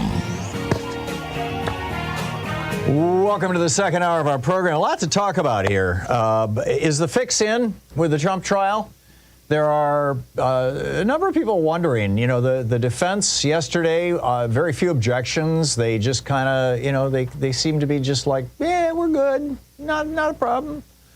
And some folks are wondering, they're keeping a close eye on the jury, right? And you can tell a lot, actually, by watching members of a jury as things happen. You can, involuntary expressions on people's faces. And when Michael Cohen scores a point against Trump, some people smile and some people frown, right? It could be as simple as that. Or it could be something far more complex. Has Donald Trump learned, have his attorneys learned, and have these members of Congress who are showing up to support him learned that at least one member of the jury has already informed them, essentially, or it's at least clear to them that at least one member of the jury is going to hang the jury, is on their side. Because, members of Congress were not showing up until 2 days ago. And then all of a sudden, it's like, hey, this is the hottest, ticket in town, and Tommy Tuberville and Mike Johnson and J.D. Vance, and let's next, Thursday, tomorrow it'll probably be, Marjorie Taylor Greene. Is that because they believe that they know that Donald Trump is going to be, if not acquitted, at least the jury will be hung, and then therefore this trial will not, be repeated before the election? Is that what's going on? Inquiring minds want to know. I don't know. I'm seeing a lot of speculation about this, though, on social media. Thought I'd share it with you. Speaking of J.D. Vance and Mike Johnson and Doug Burgum and all these guys who showed up yesterday, and they're all wearing blue suits with red ties, although Trump wasn't wearing a red tie yesterday. It was like a fan club. It was like a cult. It's, yes, let's all dress like the guru, right? But New York Magazine's Andrew Rice, well, let me back up a little bit. There is this gag order that says that Trump may not make public statements and may not induce others to make public statements that attack the jury, the witnesses, or any member of the court except for the judge, and any family member of anybody, including the judge's daughter, who works for an organization that raises money for Democrats. And yet that's exactly what every single one of these people did. J.D. Vance goes out, Mike Johnson goes out, Tommy Tuberville goes out, and then Tuberville goes on Fox News last night and says, yeah, I did that to break the gag order. Well, that's a crime. If Donald Trump had anything to do with that, that's a crime. And this is where it gets wild. New York Magazine's Andrew Rice. Now, this is a guy who's a real reporter. He's not just going to throw some BS out there to get in the news or get a headline or something just, because, hey, his 15 minutes of fame. This guy is a real reporter. He reports for New York Magazine, and he got a seat, and he was sitting right behind Trump. Front row seat. And he could look over Trump's shoulder and read what Trump was writing. And what Trump was doing was, quote, rewriting and editing lines that would be spoken by the handful of notable guests who made the pilgrimage to the court. This is his quote. This is what he said on MSNBC last night on Alex Wagner's program. He said, I could actually look over Trump's shoulder and see what he was reading. And he's reading the quotes that these individuals and going through and making notations with a pen on the paper. While testimony was going on, while Michael Cohen was testifying against him, he was actually going through and annotating and editing the quotes that these people were giving. That's a crime. That's a major crime. You know, that's conspiracy to violate a court order, a gag order. That goes beyond just criminal contempt. And and then they went out and did it. You know, Burgum goes out and says, this is election interference. It's a scam trial. And Mike Johnson, says Judge Juan Merchan's daughter is making millions of dollars doing online fundraising for Democrats. No, she's not making millions. She's maybe raising millions of dollars, but she's not making it. But, hey, Mike Johnson, lies, they kind of go together a lot. J.D. Vance, he's taking pot shots at Cohen. You're not supposed to attack a witness. He says, does anybody, any reasonable, sensible person believe anything that Michael Cohen says? Tommy Tuberville, Cohen's testimony is an acting scene. He's a serial liar. So number one, are these guys willing to commit this crime because they believe that a juror is in the bag? And number two, will the judge learn about this? Will this reporter for New York Magazine be called into court to testify? I mean, how is this going to, well, anyway, we'll see. The other question is, in the absence of a defense, so far there hasn't been one, basically. I mean, so far, basically, it seems like Trump's defense is to say, this is what his lawyers would say. He never slept with Stormy Daniels or Karen McDougal. It's all a lie. Michael Cohen paid her the $130,000 out of the goodness of his heart, just because he's a good man and he loved Donald Trump. And so he went and he got a second mortgage on his home, and he gave that money to Stormy Daniels. And when he was illegally reimbursed, it wasn't actually a reimbursement. That was a payment for services rendered. He was Trump's lawyer. Of course he's going to get a $35,000 a month check. I don't think the jury's going to buy that. I mean, people don't just take out personal loans to help out their boss. And they don't do so in a frantic hurry like Michael Cohen did. I mean, and somebody like Michael Cohen, he doesn't do anything like that without thinking that he's going to get paid. And Trump, I mean, the idea that Trump just said, oh yeah, sure, I'll sign all these checks. I have no idea why. That doesn't make any sense either. So if none of that makes any sense as a defense strategy, and by the way, that's been the defense's strategy up to this point, or the defense's claim, what is their strategy going to be? Well, I think that what they're going to say, and I suspect we will hear this on Friday. Tomorrow is going to be the final cross-examination and redirect examination of Michael Cohen, and then in all probability, Friday will be closing arguments. Although we'll see. I mean, it's the Trump team could put on a defense. They could call witnesses, and that might push the trial into next week. So nobody knows right now, but it appears that what they want to say is there's no crime here. It is not illegal to pay off somebody you had an affair with or somebody you're alleged to have had an affair with. That's not a crime, which is true. It's not a crime. That Trump was doing this to protect his wife. It had nothing to do with the election, and therefore it's not election interference. And, all they have to have is one member of the jury saying, I would have done that to protect my wife if I had an affair. So that's a possibility. And in fact, they've kind of argued this during the cross-examination of Michael Cohen. And then the other one is the other way that I think they're going to spin this, the defense, is they're going to say Alan Weisselberg did this. To the extent that there's a crime here, the guy who committed this crime is in Rikers right now for this crime or for things associated with this crime. Alan Weisselberg is the criminal here, not us, not Donald Trump. And, so you all should just go home. I mean, Trump didn't tell McConaughey to write the checks. Weisselberg did, right? So we'll see. But that's what I'm expecting to see, and that's how I'm expecting to see it play out.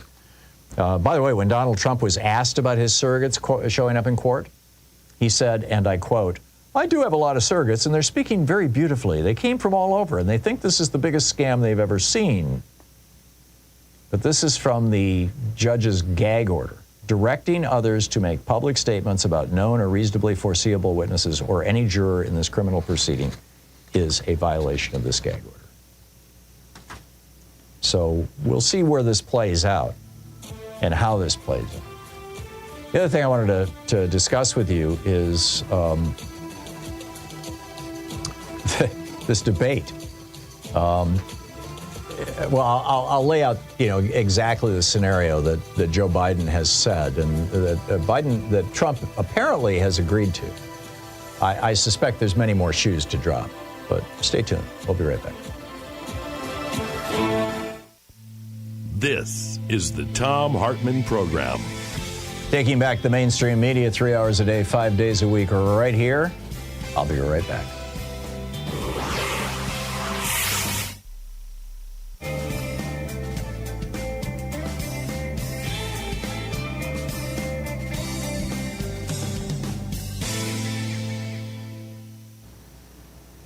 And welcome back. Greg in Everett, Washington. Hey, Greg, what's on your mind today? Whoa, that's some noise there. Greg, can you hear me? Good day. It's Graham. Hey, Greg, what's up? I was going to talk to our congressman. He's gone. On what I think is our most important issue right now, and that's our land and natural resources and how we manage those. What our representatives do with the laws that govern these things. And right now there's been fires in Canada already.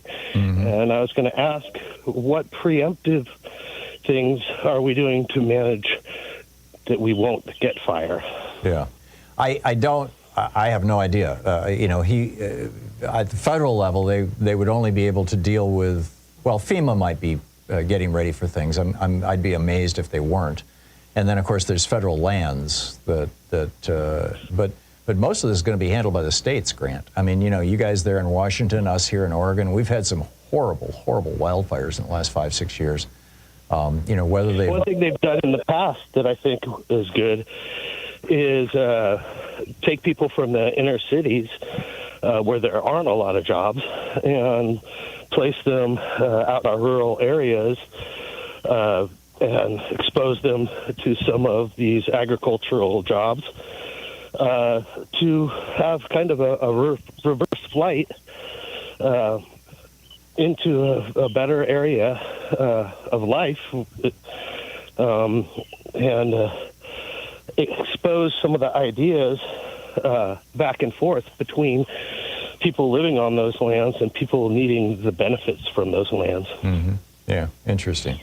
All righty. Well, Grant, I'm sorry I can't answer your question, but thank you for the call. Patsy in Arroyo Grande, California. Hey, Patsy, what's on your mind today?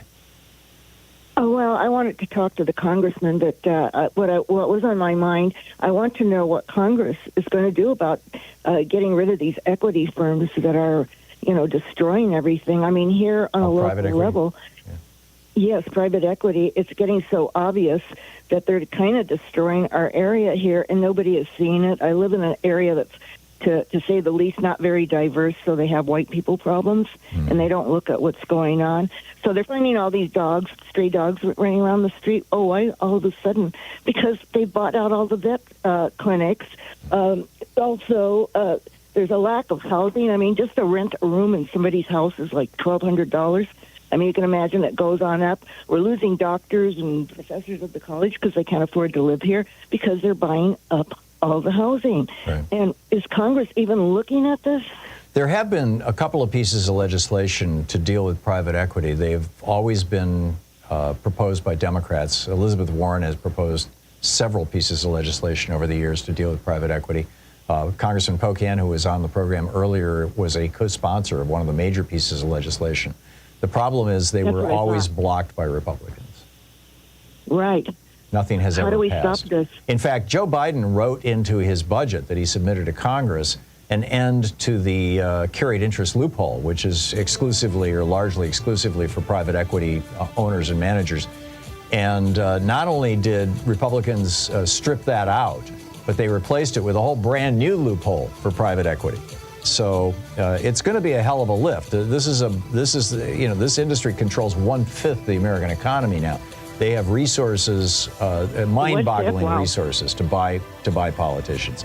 Patsy, thank you for the call. I'm sorry I don't have better news.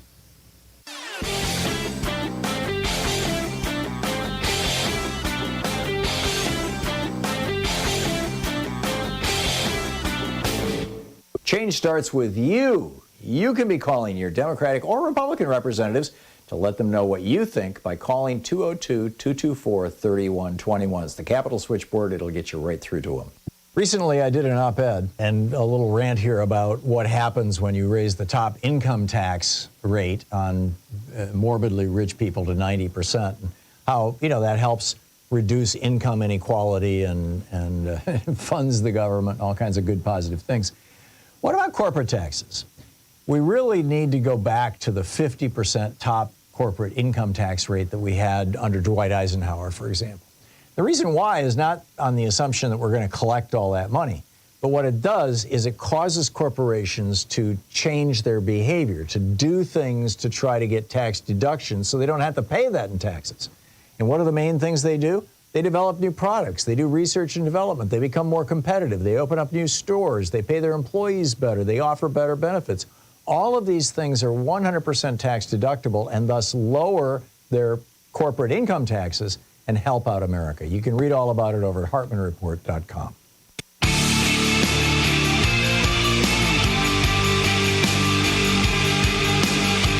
22 minutes past the hour. A couple of other stories. Citizens for Responsibility and Ethics in Washington crew has told The Guardian that they are investigating that dinner at Trump's club where more than 20 oil and gas company executives, where Trump said, give me $1 billion and I'll get rid of the regulations on oil and gas. This is, a naked attempt at soliciting a bribe. Sheldon Whitehouse says House Democrats have sent letters to the oil executives asking for their company, information about their company's participation. Sheldon Whitehouse, the Rhode Island Democratic senator who chairs the Senate Budget Committee, which has subpoena powers, is also considering an investigation. This would be a good one, I think. With regard to the debate, Donald Trump, this is what Joe Biden said this morning. He said, Donald Trump has lost 2 debates to me in 2020. Since then, he hasn't showed up for a debate. Now he's acting like he wants to debate me again. Well, make my day, pal. I'll even do it twice. So let's pick the dates, Donald. I hear you're free on Wednesdays. So, we'll see how this plays out. The Biden is saying, though, that, in the last debates, I mean, he's not saying this out loud, but in the last debates that Biden and Trump had, Trump constantly interrupted Biden, trying to throw him off his train of thought and trying to, just mess with his brain. And so what Biden is saying is, and also playing to his audience, right, playing to the crowd. And so what Biden is saying is, let's do this debate like the Nixon-Kennedy debate. There was no audience. And so it's just you and me, and the microphones are turned off when it's not your turn to speak. So your efforts to interrupt the other person won't work. CNN has pitched, and it's been accepted apparently, that they will do the first of these things on June 27th. Excuse me, I'm doing this from memory. Pretty sure, and September 10th are the 2 dates that they've come up with. I'm kind of ambivalent about it. I made the old joke earlier that when this is sort of like wrestling with a pig. The pig enjoys it and you end up covered in mud. That said, Donald Trump is kind of progressively losing it, number one. Number two, he really doesn't have anything to defend. He has no legislative record. He built a little bit of wall, but he did that by taking money from GI Housing. He's got really a pretty terrible record. Right now, what I find fascinating, and Mark Pocan was talking about this earlier in the program about this polling that he's seen, and that is that I've seen social media posts, and I'm guessing they're coming out of Russia, but they might be coming out of the RNC, saying things like, Donald Trump's infrastructure legislation is doing really well. We're getting a lot of repair work done on our freeways. And Donald Trump's legislation to raise wages is doing, basically taking anything that Joe Biden has done and giving the credit for that to Donald Trump. And, this is just the big lie strategy. This is what Hitler laid out, and FDR famously quoted. Just tell a lie that's so big that people believe, hey, he wouldn't make that up. Come on, that's just too outrageous. So I'm kind of torn because that Trump is going to lie in the debate. And they're still working out the ground rules. And I'm guessing that one of Trump's ground rules will be that you can't fact check the people making the statements. We'll have to wait and see, how this plays out. But I'm a little nervous on the one hand. And on the other hand, I think this might be a really good thing for Joe Biden. Everybody, for a while there, the New York Times was driving this hysteria for about a month about his age and whether he's getting, feeble and demented and stuff like that. And it turns out that was the owner of the New York Times is pissed off that Joe Biden hasn't done a one-on-one personal interview with him like Donald Trump did. And so he was punishing Biden by having the New York Times constantly report that he's old and losing it. But what we've seen over the last few weeks as Joe Biden has gotten out on the campaign trail and he's giving speeches, he's doing rallies, is that Joe Biden is not feeble. Yeah, he's old, but he's the peppiest 80-year-old I've ever seen. And he's completely with it. And Donald Trump seems to be, his aphasia is getting worse, where he just kind of mumbles things that don't make any sense. And I don't think he can fall back on lies any longer. So what do you think? I'll pick up your calls on the other side of the break. It's 27 minutes past the hour. You're listening to the Thom Hartmann Program. Call 202-808-9925. Speaking of the truth, the RNC would really rather you didn't know. I'll be right back with your call.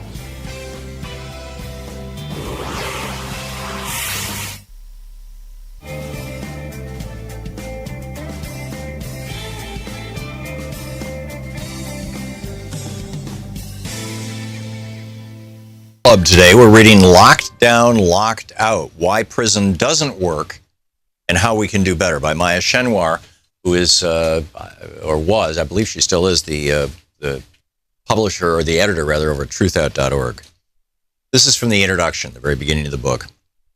She uses a word I can't say on the air. I'll replace it with the word damn. Damn, damn, damn, damn, damn. I'm crying with my mother over the phone. It's late evening, December 25th, 2012, and Kayla, my only sister and best friend, has been arrested for the 7th time in the past 6 years.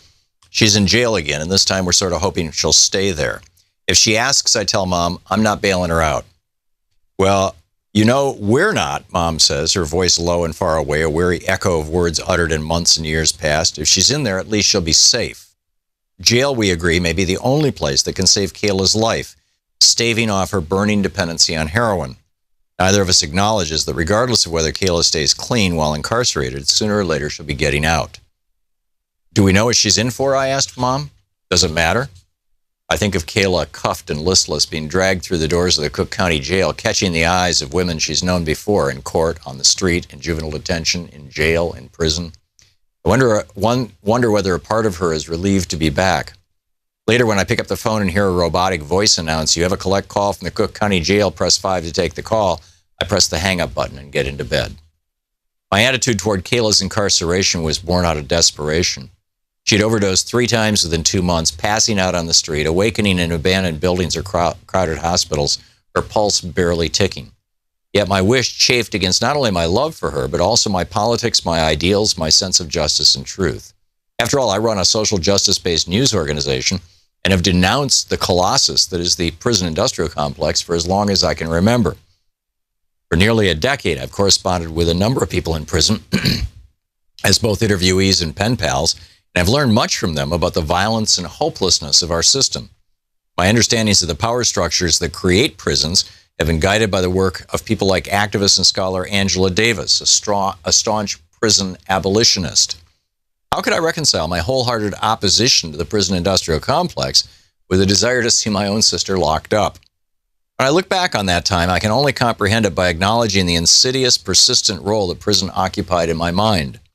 It was closely connected to the role it occupies in larger society. Incarceration serves as the default answer to many of the worst social problems plaguing this country. Not because it solves them, but because it buries them. By isolating and disappearing millions of Americans, more than 2.3 million right now, making us the most incarcerated country on the planet, prison conveniently disappears deeply rooted issues that society, or rather those with power in society, would rather not attend to.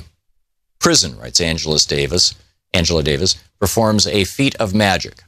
As massive numbers of homeless, hungry, unemployed, drug-addicted, illiterate, and mentally ill people vanish behind its walls, the social problems of extreme poverty, homelessness, hunger, unemployment, drug addiction, illiteracy, and mental illness become more ignorable, too. But, as Davis notes, prisons do not disappear problems, they disappear human beings. And the caging and erasure of those human beings, mostly people of color and poor people, perpetuates a cycle in which large groups of people are cut off from mainstream society and denied the freedoms, opportunities, civil dignity, and basic needs that allow them a good life. In many jails and prisons, incarcerated people are tossed into a dank, dungeon-like solitary confinement cell when they are determined to have misbehaved. It's dubbed the hole. Isolated and dark, it shuts out almost all communication with fellow prisoners in the outside. Guards control the terms of confinement and the channels, if any, by which words can travel in and out. The hole presents a stark symbol of the institution of prison in its entirety, which functions on the tenets of disappearance, isolationism, and disposability. The solution to our social problems, the mechanism that's supposed to keep things together, amounts to destruction. The disposal of vast numbers of human beings, the breaking down of families, and the shattering of communities. Prison is tearing society apart. This country's most marginalized communities bear the overwhelming brunt of that devastation, but ultimately we are all caught up in the destruction as the politics of isolation ruptures the human bonds that could otherwise hold together a safer, healthier, and more just society. The behemoth that encompasses the prison is called by many names. The most meaningful ones, I think, are those that convey the pervasiveness of its power, the way it infects the world outside as well as the people within. Scholar and activist Beth Ritchie uses the term prison nation, describing it as, quote, a broad notion of using the arm of the law to control people, especially people who are disadvantaged and come from disadvantaged communities, end quote. That control can take the form of prisons, jails, surveillance, policing, detention, probation, harsh restrictions on child guardianship, the militarization of schools, and other strategies of isolation and disposal, particularly deployed against poor communities of color, especially black communities. Others have used prison nation simply to demonstrate the system's vastness, how it infiltrates our culture and fuels our national politics, often in invisible ways. Prison industrial complex, PIC, is another key term. Rachel Herzing of the prison abolitionist group Critical Resistance defines it, and then she goes on through this. It's an extraordinary book, Locked Down, Locked Out by Maya Shin.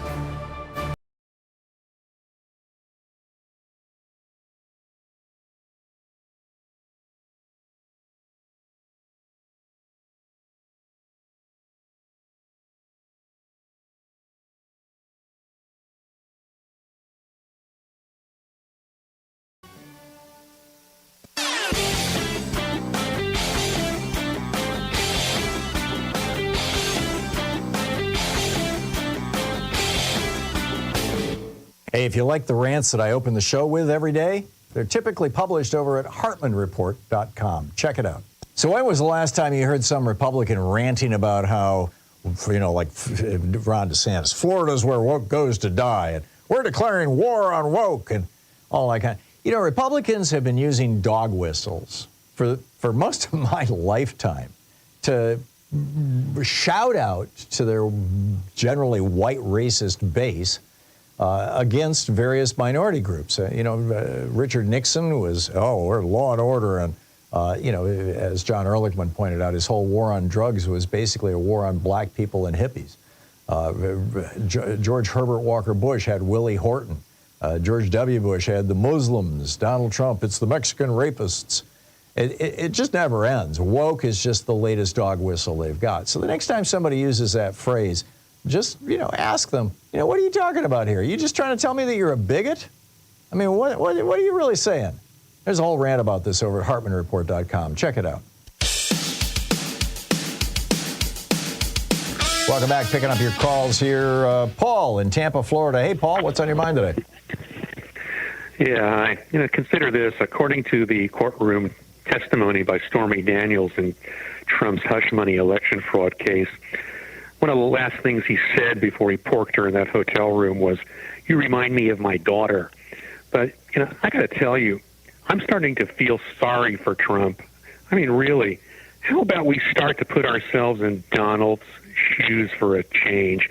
Don't you know that being prosecuted for paying off a phalanx of promiscuous sluts and falsifying your business records so you can cover it up and con the election commission and evade the law is well, according to Donald, it's just like being persecuted by the Nazis. Yeah, although I would not characterize the women that he was sleeping with that way, but and I find the term offensive, frankly, but I get what you're saying. But if the Biden Gestapo is successful, they've even threatened to confiscate his gold-plated toilet at Trump Tower and sell it at a federal auction. I mean, this is just so sad. Yeah, I don't know about you, but it really makes me want to barf. Yeah, I just, God forbid, I should ever inherit $1 billion, and yeah, I get it. Paul, thank you. A nice shade there. Kirk in Denver, Colorado. Hey, Kirk, what's on your mind today? Hi, I would like to offer a response to the question you asked yesterday about what are we going to wish we saw coming? Yeah. You probably remember this. A few months ago, Donald Trump said, I guarantee you there's going to be a terrorist attack in America before the election. So maybe it's that simple. Yeah. Because if something people go happens, conservative, they want a strong man when they're afraid. Yes, if he could make the Biden administration look like it can't keep us safe, or if there was violence around polling places, millions of people might stay home. And maybe it's that simple. Maybe he is aware. Why would he say that? That is such a strange thing to say. It's one of the most appalling things a presidential candidate has ever said. And he has a habit of projecting what he's planning on doing. Yeah, or just confessing, essentially. When and under what circumstances did he say that? I was unaware of this. I am afraid I can't tell you. It was. I'm surprised how few people commented on it. It just disappeared into the news cycle. Interesting. Okay, I'll we'll have to look that one up. Kirk, thank you. That makes a lot of sense. That makes an awful lot of sense. Sadly, thank you very much. Lisa in Nashville, Tennessee. Hey, Lisa, what's on your mind today? Hey, Tom. I kind of came in at the end of your opening, your intro, and I was so glad to hear you use the C word, the cult word, because I really feel like our mainstream media needs a cult education. Once you understand how cults and cult leaders operate, you can predict with pretty good accuracy what Trump is going to do. And what he's been doing with his little friends there in front of the courthouse is what we call in the cultiverse the flying monkeys. He's deploying flying monkeys from the Wizard of Oz, getting them to do what he needs them to do. And Tuberville and J.D. Vance and all of them are signaling to Trump their loyalty. Flying monkeys always need to signal to the cult leader how far they will go. Give me an example from give me an example from a cult that we're familiar with. Scientology. Tom Cruise going out there defending the church. same as John Travolta. They deploy their flying monkeys to go out there and defend the cult or the cult leader. Right. Any narcissist will do that. If you're in a narcissistic relationship, you might start hearing from the narcissist family members defending him or her. Right. That's just how they operate. And I really wish that our mainstream media would, I don't know, get a seminar, talk to someone like Dr. Stephen Hassan or Chris Shelton, some of these cult experts. Right. They can tell you exactly how it's going to work because they all operate off the same playbook. Keith Raniere did the same thing. Jim Jones did the same thing. They are not creative people. They all operate off the same handbook, and you can absolutely predict. I get this. So with your insights into this, Lisa, what are you expecting, what are you anticipating will be the next steps for Donald Trump? I mean, were he Jim Jones, what would he be doing next? Well, we all know how it ended down there in Guyana, don't we? Yeah, but cults don't always end up that way. I mean, Scientology's leader hasn't committed suicide. The perfect master, I forget his name now. That little kid when he was 16 back in the 70s, he's still around. The Maharishi died at an old age. I'm not sure you'd call that a cult, TM, but whatever. It never ends well for the members. They may not all commit mass suicide or be coerced into doing something like that, but it does not end well. You can talk to any ex-Scientology member and find out how they were beaten, abused, kept in trailers out at the gold base. Yeah, no, I've seen the documentaries.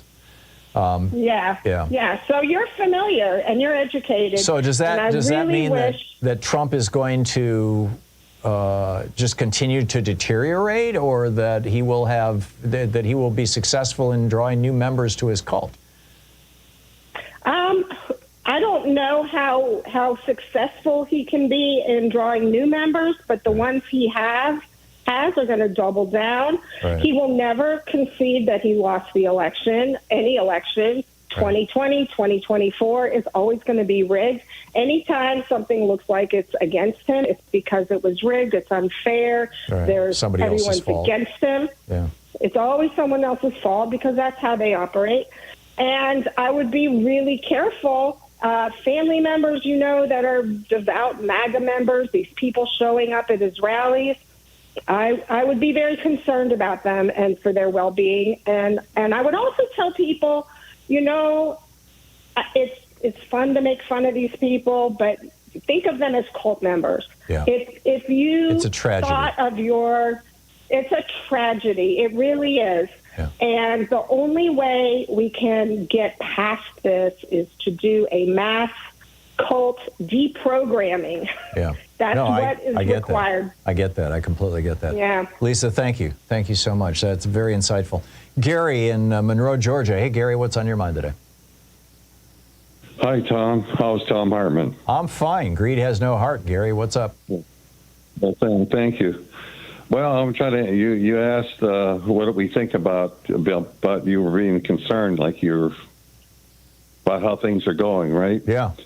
I think we need to. My current view, and I hope the debates change it, but my current view is Mr. Biden is in big trouble. Because? Especially in Michigan and Pennsylvania, which will decide the election. Mm-hmm. And when you have, and this is my view, and that lady had a point, the previous caller, when you have a cult following like he has, facts don't matter. Yeah, it's true. Facts don't matter. They just don't matter. And we can't go on like this. A lot of the American people, in my view, good people, probably better than me, they need to wake up. Yeah. We're in trouble. Now, I hope that the debates change that, but he's behind in Michigan and he's behind in Pennsylvania by 3. And the polls are pretty accurate. Right. Well, you want proof of that, Gary. Incumbents never agree to debates unless they're behind. Say that again? The only reason an incumbent will agree to a debate is because they believe that they're behind, and the debate is essentially a Hail Mary. It's an effort to get ahead again. Is that what you're saying is happening? I am, yes. I'm speculating, but yes. I agree. I think Biden's reading the same polls the rest of us are. I totally agree with that. And in closing, I heard this quote, and it makes sense to me. Progress is, and I believe it, progress is possible. This isn't mine. Progress is possible, but it's not guaranteed. Yeah, there you go. Yeah, one would hope that, progress comes along. Gary, thank you so much for the call. 45 minutes past the hour. We will be back with more of your calls in just a moment. The Menendez corruption trial is in jury selection right now. This guy should resign from Congress and let New Jersey replace him with a good Democrat. I mean, he's even talking about running for re-election. This could throw the Senate to the Republicans. We'll be right back. You're listening to Thom Hartmann. Visit ThomHartmann.com for audio and video archive. I mean, even if Menendez is found not guilty or has a hung jury, he's politically radioactive.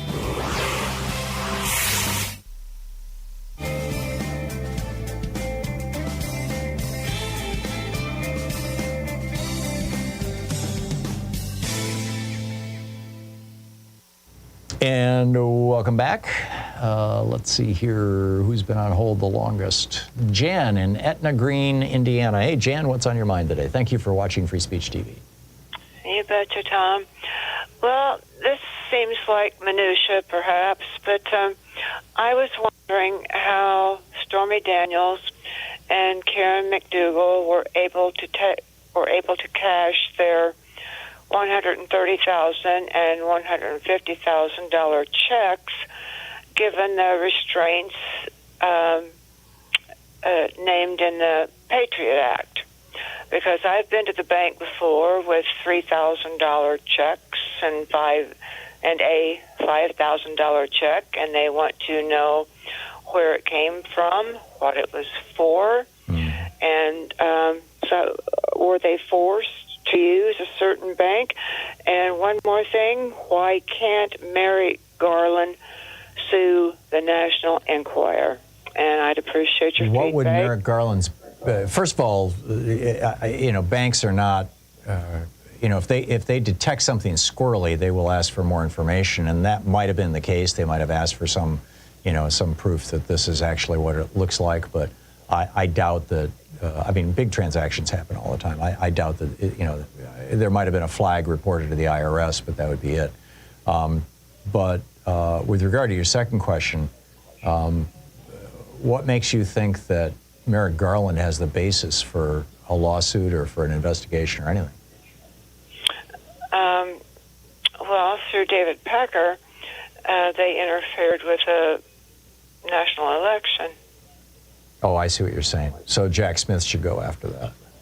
Jack Smith doesn't have much of a track record. Every single one of his prosecutions right now is bogged down either by the Supreme Court or by Aileen Cannon down in Florida.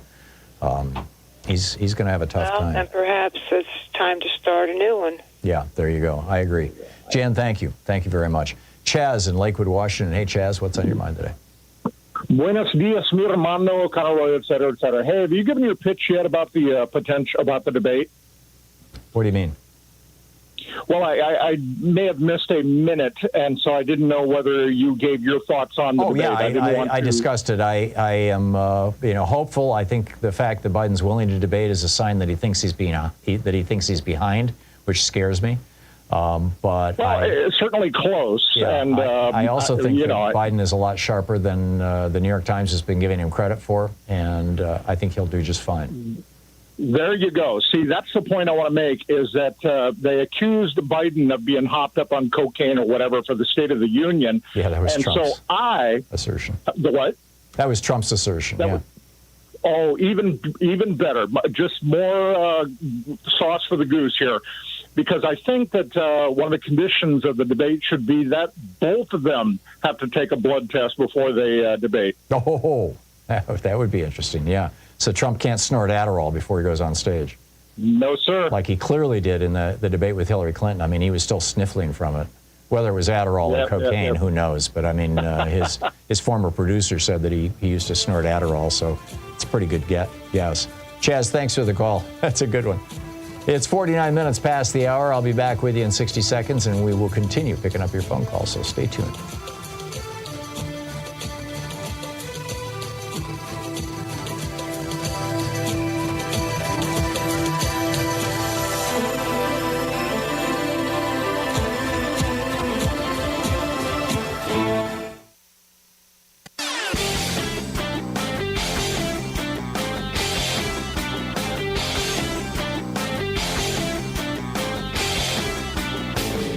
Help support Progressive Radio. If you're listening to us on a commercial station, call their advertisers and let them know you're listening. If you're listening to us on Pacifica, or one of our many nonprofit stations, please support them when they do their fundraising drives. Thanks for supporting Progressive Talk Radio, and tag you're it.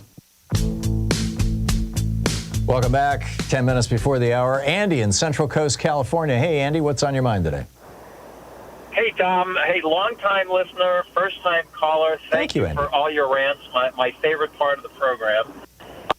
So I want to answer your question at the top of the hour about whether the fix is in or not. Mm-hmm. I don't think it is. On the trial. I think we're seeing, on the trial. I think what we're seeing is the former guy's pivot after getting hit on the nose with a rolled-up newspaper by Justice Merchan. And yeah, there's reporting that he's writing the script for all of the Washington politicians that have come up to support him. And it'll be really interesting to see if the prosecutors call him out on this and go for more sanctions. I agree. You know, they can't go after the members of Congress because of the speech and debate clause, which says that while Congress is in session, technically they'd have to be in the Capitol building, but it's really never been finally diced by the Supreme Court. But while Congress is in session, they cannot be held responsible for crimes that they commit, essentially. So, this is going to get interesting. Right. So, swift move by the former guy, but hopefully he'll get busted for that too. And then just one other thing about the debates.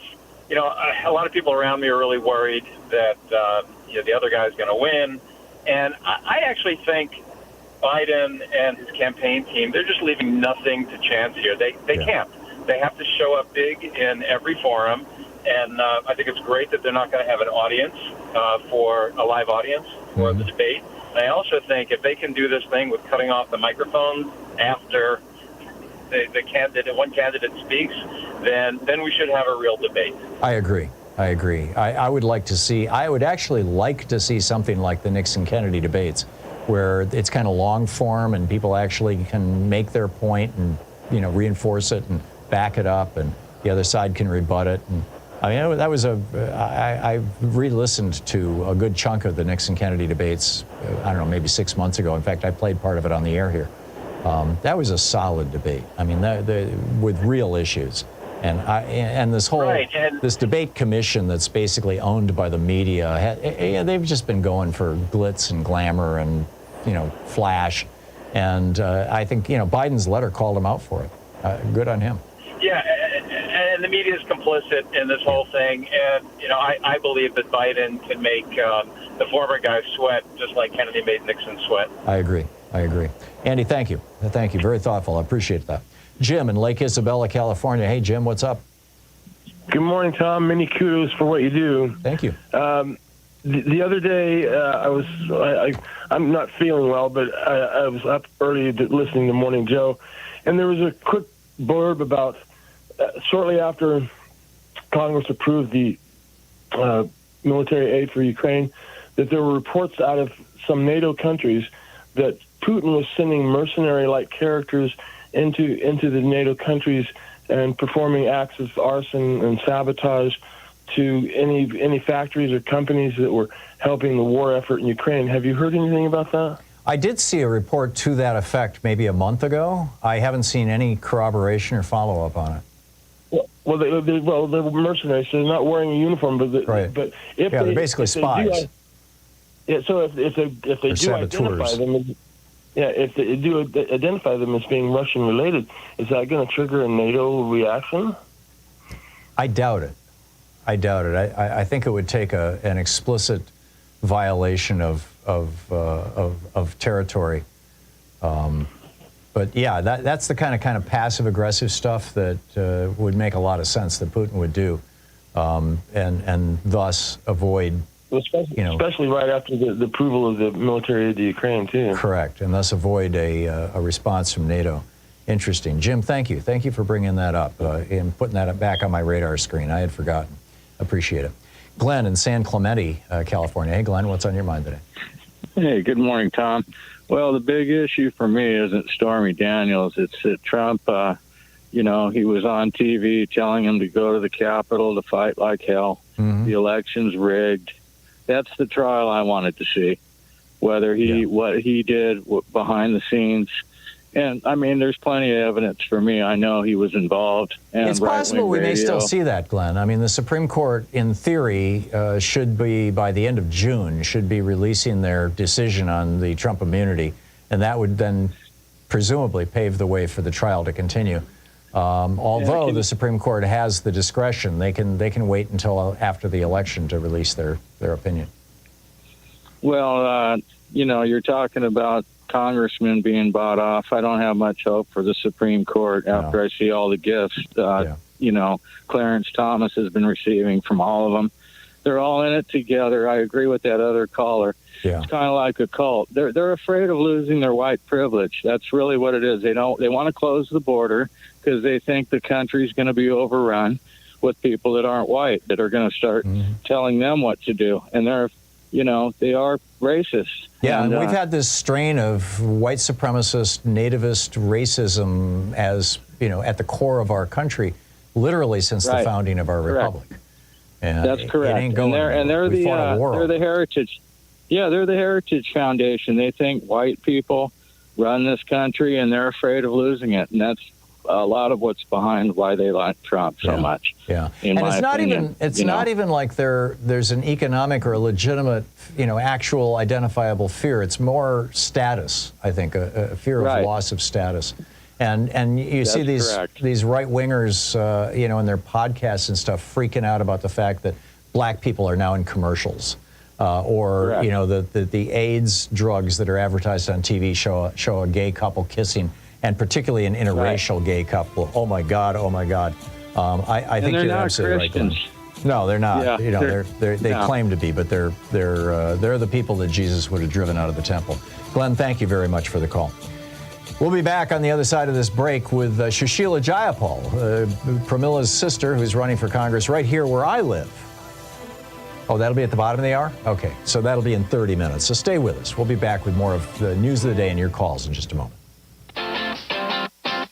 You're listening to Thom Hartmann.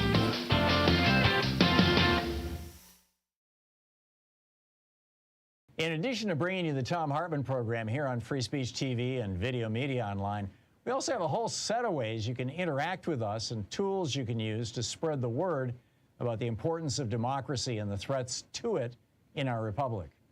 First, there's your daily homework. Sue Nethercutt puts together a daily email newsletter that has a link to every story I discuss on the air, so you can find my sources and you can share them with your friends. It's free and you can sign up at ThomHartmann.com.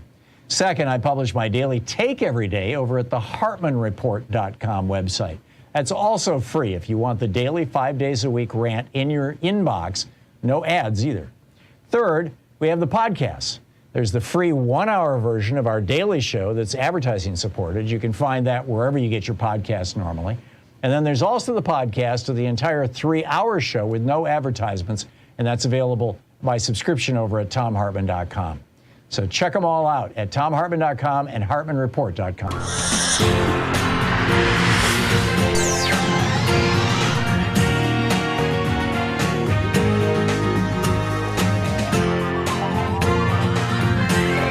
We say fight back!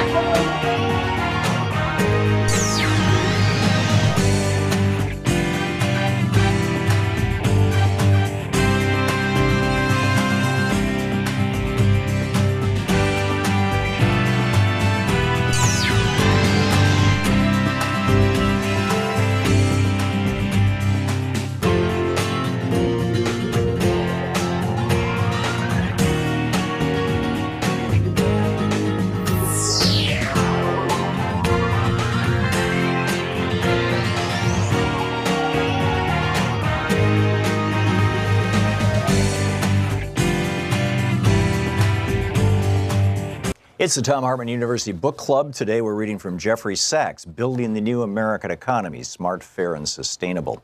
This is from Chapter 13. It's titled, Restoring Trust in American Governance. More than any other threat facing America is the collapse of civic virtue, meaning the honesty and trust that enables the country to function as a decent, forward-looking, optimistic nation. The defining characteristic of the 2016 presidential election is that neither candidate was trusted. The defining characteristic of American society in our day is that Americans trust neither their political institutions nor each other. We need a conscious effort to reestablish trust by making fair play an explicit part of the national agenda. We have already noted the collapse in public confidence in the federal government. The collapse of trust in each other is equally striking. For decades, pollsters have asked America whether most people can be trusted. And for decades, the proportion answering in the negative has been rising. There are probably two main reasons for this downward trend. The first is the sharp widening of income inequalities since the 1970s. The second is the widespread feeling that those at the top of the heap in income and power regularly abuse their wealth and influence. Donald Trump's relentless assertion in the 2016 campaign that the system is rigged, a claim that resonated widely despite the obvious irony that Trump himself had been a relentless rigger of the system. The system is indeed rigged for the big corporate interests, such as the drug companies that set drug prices 1,000 times the production cost.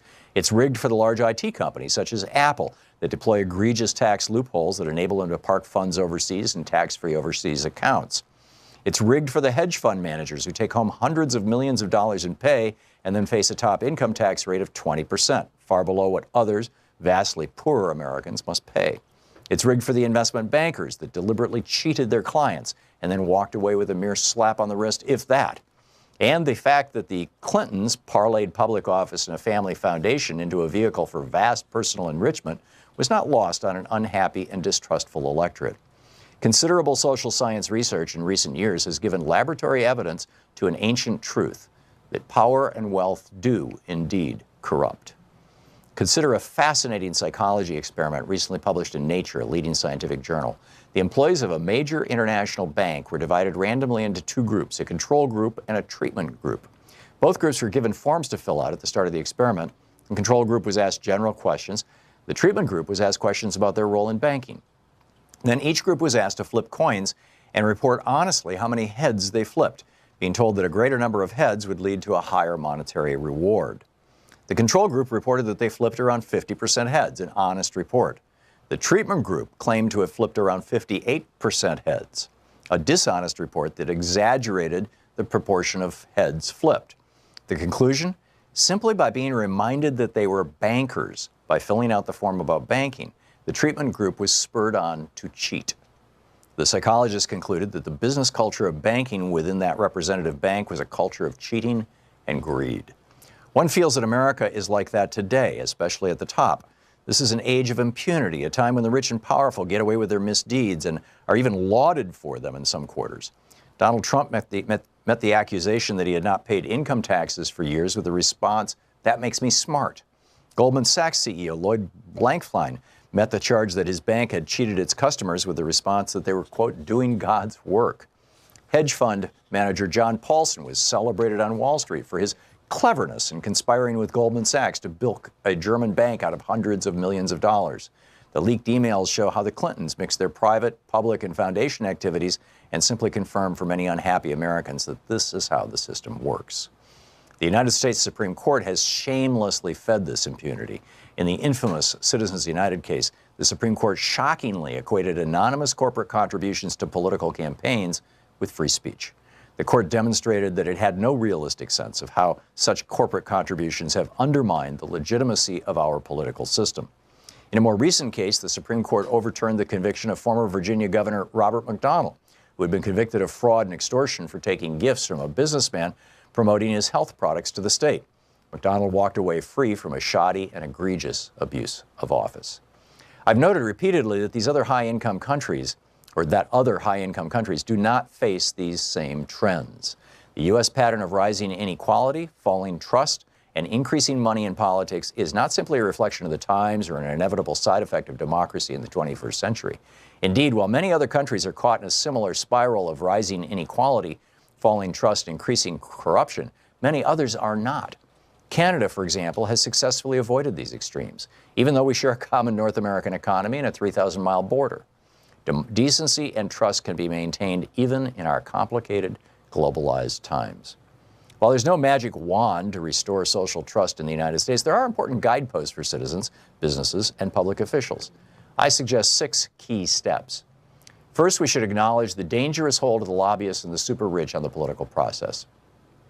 While many incumbents in office today will not sever their ties with their campaign contributors, citizens should sever their ties with politicians who rely on such contributions. While many, so the book is Building the New American Economy, Smart, Fair, and Sustainable by Jeffrey Sachs.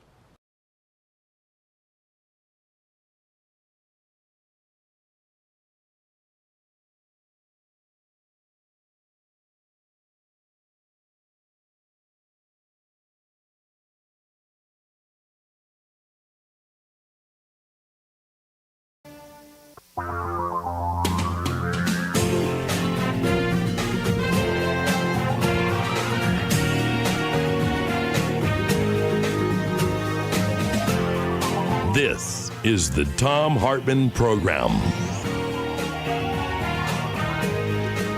Welcome to the third hour of the program. This is pretty amazing. Ben Carson, remember Ben Carson? He apparently wants to be vice president again. He served as Trump's Secretary of Housing and Urban Development, wrote a book about it. And he is now lobbying, according to ABC News. His book just came out on Tuesday, yesterday. He is now lobbying to get rid of no-fault divorce laws. Where do these people come from? I mean, he says, the reason this matters is that no-fault divorce legally allows marriages to end much more quickly than in previous decades. When there are relatively few legal or financial consequences connected with divorce, it's natural for people to gravitate toward that option when their marriage hits a rough patch. And then he goes on about, for the children and all this kind of stuff. What no-fault divorce has done, though, is it has allowed people to get out of terrible situations. I mean, a marriage is a contract. It's a legal contract. And if your life and your wealth and everything is tied up in it, there's actually numerous studies, actually good, solid science, that has found that both domestic violence and suicide rates among women go down or went down when states adopted no-fault divorce laws. It all started in 1969. The first no-fault divorce law was signed in 1969 in California by Governor Ronald Reagan. And all you had to do was say irreconcilable differences, and that was it. But Ben Carson wants you to have to go into a court of law and say, no, she had an affair, or no, he beat me up, or no, he, whatever. It's amazing. And here's the other thing. Even as divorce has become easier to obtain, in 1980, when only about a half or a third of the states in the United States had no-fault divorce, the divorce rate was 5.4 per 1,000 people per year. 5.4. Today, the divorce rate is 2.4. So it's a lot fewer divorces. But Ben Carson thinks this is a big problem, and we need to bring back, for-cause divorce, essentially, in order to, I don't know. I don't know. All righty. And then, of course, I already mentioned to you this story about members of Congress, whatever happened to the idea of respecting the rule of law. It just seems to have gone to hell with the Republicans. They're supporting a criminal for president. It's incredible. All right, what's on your mind today? Bill in Pittsburgh, Pennsylvania. Hey, Bill, what's up? Hey, Tom, how you doing? Good. Thanks for listening to Sirius XM. What's on your mind? Yeah, I think the reason why Republicans are showing up to, support Trump is because I think they're prepping for a conviction. Oh, interesting. Your opinion is the exact opposite of mine. I thought that they felt safe to do so because they think he's going to be acquitted. Why would you want to put your name on the line for a guy that you think is going to end up being convicted of a crime? Because it's a cult, Tom. They're already in it all the way, and I think they're prepping. They want to when the conviction comes down, and Trump can't. He's got this gag order or whatever. I think that they are prepping people for what they're going to say full on. Oh, whenever because he's still their nominee. Conviction comes down. Right. Yeah, he's going to have to be. Right. Well, he doesn't have to be. I mean, the convention hasn't happened, but by and large, I think broadly speaking, you're probably right. Yeah. And one more quick thing. Mm-hmm. You had a woman the other day call in about how Zelensky should negotiate and with Putin to stop the war and all that stuff. Yeah. And every summer I go to Kharkiv, Ukraine. I was there last summer for 3 months. Oh, really? Yeah. There was missiles flying over me, and I have a YouTube channel that I do, and I work on it when I'm over there, and I spent some time in Kyiv, too, but I mainly go to Kharkiv.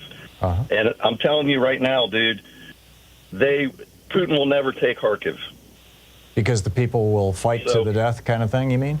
It's the second largest city in Ukraine. Now, granted, a lot of people left, but there's still probably 1 million people there, because normally it's 2 million people. Right. And I know these people. I have friends there, and they will never, ever, ever give up that city. Yeah. And I think he's just doing this to distract Ukraine and to move resources from down in the Kherson area up that way so that he can keep, because their whole goal is to, take back, the Kherson area and the Donbass and all that stuff. Right.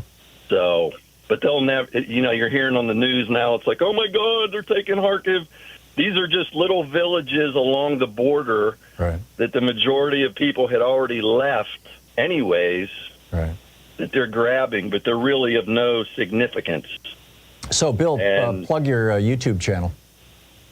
Yeah, it's Ukraine 244. On YouTube. Yeah, Ukraine 244. Ukraine 244. Just type it in. I'll check it out. Bill, thank you for the call, and thanks for the information and the thoughts. Appreciate it. Okay, man. Yeah, good talking to you. Gregory in Stockholm, New Jersey. Hey, Gregory, what's on your mind today? Hey, Tom. Good to talk to you. Thank you. Let me just run a couple quick interrelated subjects and bounce something off you and get your take on it. Okay. With the approaching 2024 election and the fact that we know, at least I know, going on social media, of the intellectual depths of most Republicans, Trump supporters, is about as deep as a puddle. Mm-hmm. The screaming of Bidenomics and gas prices is going to be an election issue. So I'm sure, I don't know if I've heard it on your show before, but, you want to go back to 2016 with Trump and, going to Saudi Arabia and that dance with the sword and all that garbage and, all the money his family walked away with and the selling of Port Arthur refinery. Mm-hmm. I think in the grand tradition of Reagan, Iran-Contra the hostage, he did the same thing and said, hey, listen, lower those gas prices, make me look great. Biden comes into office, make him look like garbage. Yeah. Well, we certainly saw it in 2022. I mean, the Russians and Saudis did the same thing. They cut oil production. Price of oil went up to $5 a gallon. People across the country were freaked out. And the Democrats lost 30 or 40 seats in Congress. Yeah. Or whatever the number was. The other thing would be the inflation, the Bidenomics. My Facebook friends scream, here's your Bidenomics. Right. And I'm wondering what kind of underhanded things did he do to create that situation? Did he, let's face it, we know this country is run by a corporate oligarchy, and we know that they want the GOP to run this country so they can get all their tax breaks and pollute the environment and everything else. Yeah. So are they just kind of saying, yeah, we'll make them look bad by just bringing up inflation and getting record profits? And I then think when you so. come in office, well, I think so. Yeah. We've seen this for the last 2 years now. We've seen, American corporations getting record, literally, like profits like never in the history of the world has anybody seen profits like this. Companies generating 30, 40, 50% profit levels. In the old days when there was competition, if you had 5% profit every year, you were considered a healthy company. Yes, but I would like to see the behind the curtain mechanics of this and have some definitive proof to say, here, look, this is how, I don't know if we have that proof. Well, Saudi Arabia and Russia publicly announced the price cuts, or the production cuts, rather, explicitly saying they were doing it to drive up the price. We're going to have $5. They didn't mention the election. $5 I don't think it takes a rocket scientist to figure that one out. Gregory, thank you for the call. That's a good one. I appreciate it. Good talking to you. It's 15 minutes past the hour. We'll be right back. This is the Thom Hartmann Program. It's the place where smart people get their news. I'll be right back with your calls.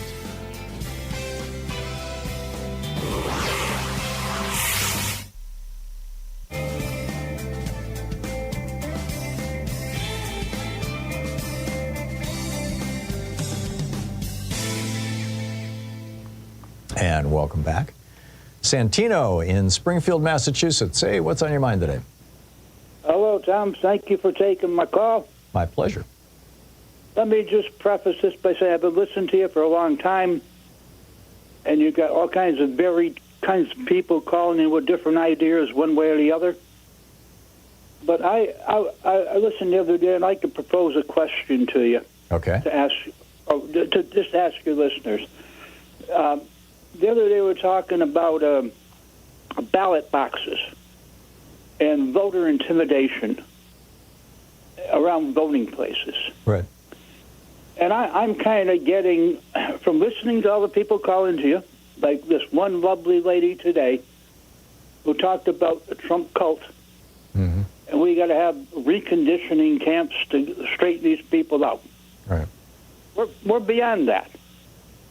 If there's a ballot box there, and you have the ballot in your damn hand, and you're going to vote, and you allow intimidation to stop you, that's where our democracy goes down to two. Yeah, and to some extent it's your own damn fault, but which I get. But, that's it. Yeah. If the people aren't going to go to where they need to go to voice their opinion, if they're going to turn around and go home, is democracy important to them? Yeah. I think the point here, Santino, is that if the state of Georgia wants to take away your gun, they have to go to court and prove that there's a good reason to do that. If they want to take away your vote, they don't even have to inform you. They just do it. What's wrong with that? I mean, there's something very, very wrong with that simple reality. I agree with you, but the point I'm trying to make is I'd like to ask your callers this. There's all kinds of various reasons, surreptitious reasons they take your vote away. They'll tell you about those little cards. But I'm talking about the individual person. You. Mm-hmm. You walk into the voting place, and there's some boy there, or boys there, whoever the hell's there, and going to intimidate you to turn around. I don't want to hear about all that other nonsense. You just made a decision to not cast your vote because of I don't know what. Well, what the story that we heard, and this was out of Arizona, was that people would drive up, just normal middle-class suburban people would drive up to these drop boxes to drop off their ballot, and there's a guy there with an AR-15 strapped across his chest, and they look at that gun, and they look at this guy who's got a beard and wild-eyed, hair and whatnot, and they think, I'm not sure it's worth getting shot just to vote. Tom, and so they turn and drive away. Then once again, if all the people did that, what kind of country we got? No, I get that, Santino. I totally get it. But I think that what we need to do, rather than tell people, hey, just, go stand up to that guy with the gun, is we need to make it illegal to sit with a gun in a drop box. But obviously, that's not going to happen this fall. It's not going to happen this fall. What are they going to do to you? Are they going to shoot you? Well, you never know. I mean, some of these people are nuts. And certainly, I mean, Caesar Sayak sent bombs to, half a dozen different people, including President Obama. I mean, it's just, some of these people have killed a lot of people. I mean, in Buffalo, a guy went into a grocery store and killed a bunch of people. Another guy in Pittsburgh went in and killed a bunch of people in a synagogue. These were all Trump followers.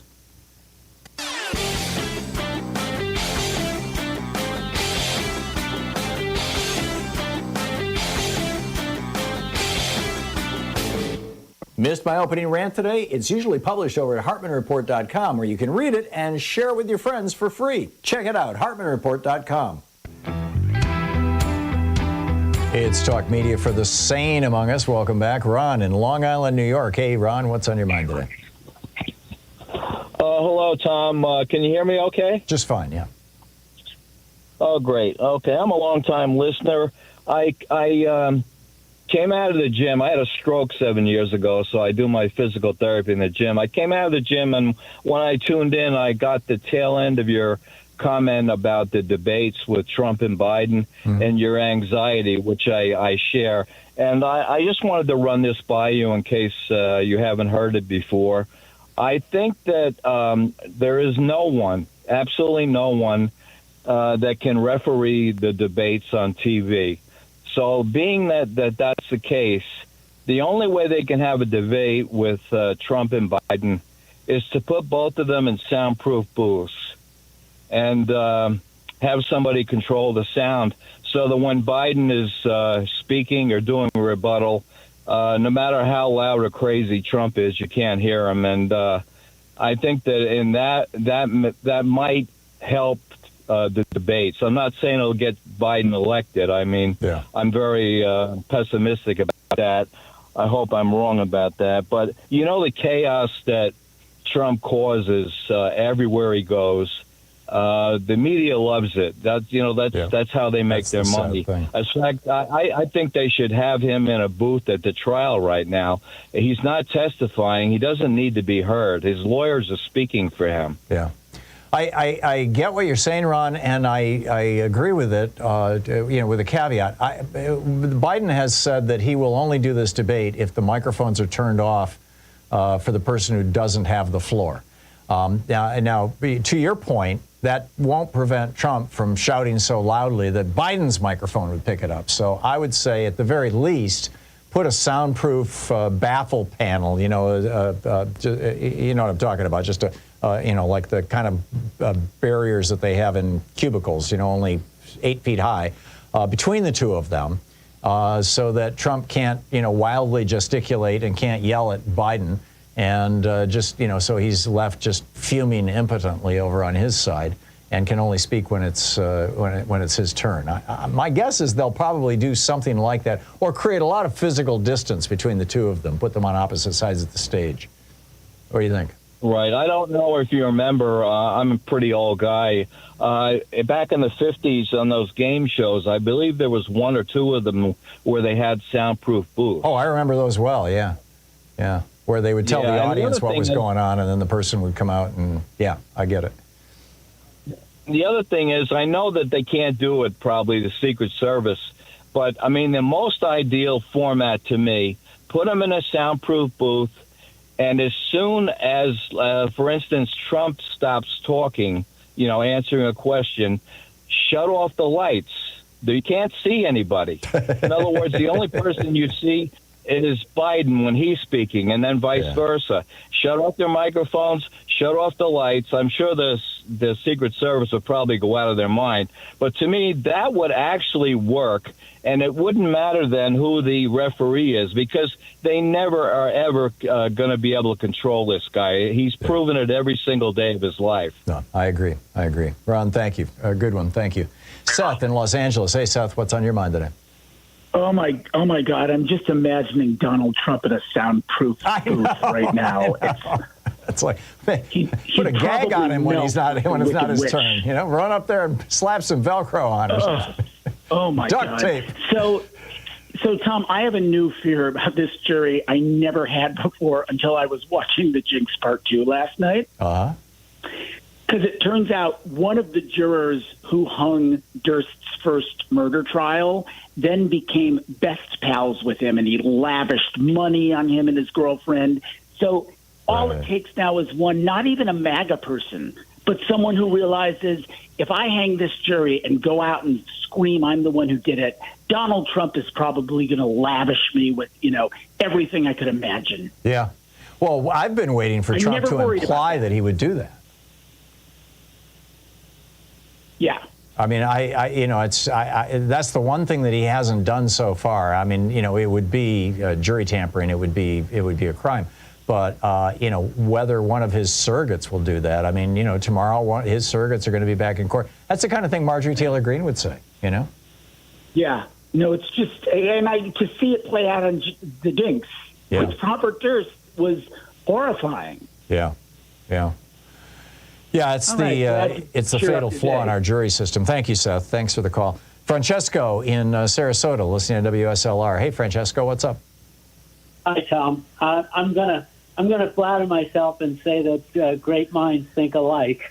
Okay. But what's that? Sitting at the computer this morning, and she said, Biden's agreed to some debates. What do you think? And my immediate thought was, well, they obviously feel like they have to change the trajectory somehow. Yeah. And it made me sad in a way, but trying to be optimistic, I thought, he's got a lot of accomplishments that he can't seem to get out there. Right. This would be a way to get him out. Yeah, I have two thoughts on this, Francesco. One is that Biden is going along with the debates or even asking for them because he is concerned, about his standing in the polls. The other is that Biden, this might be a very strategic move, and this is kind of three-dimensional chess, as a way of preventing the Republican convention from giving the nomination to Nikki Haley or somebody else if Trump gets convicted. At that point, if Trump has agreed to the debates, it'll be impossible for the RNC to flip on him. That said, he's got his daughter-in-law in there running the organization, and so I think the odds of his not being the Republican nominee are probably close to zero, or certainly less than 2 or 3%. Good one. Francisco, thank you so much. We'll be right back. You're listening to the Thom Hartmann Program. Call 202-808-9925. Up next, Susheela Jayapal is going to drop by for 5 or 10 minutes, and then we'll be back to picking up your calls. So stay with us.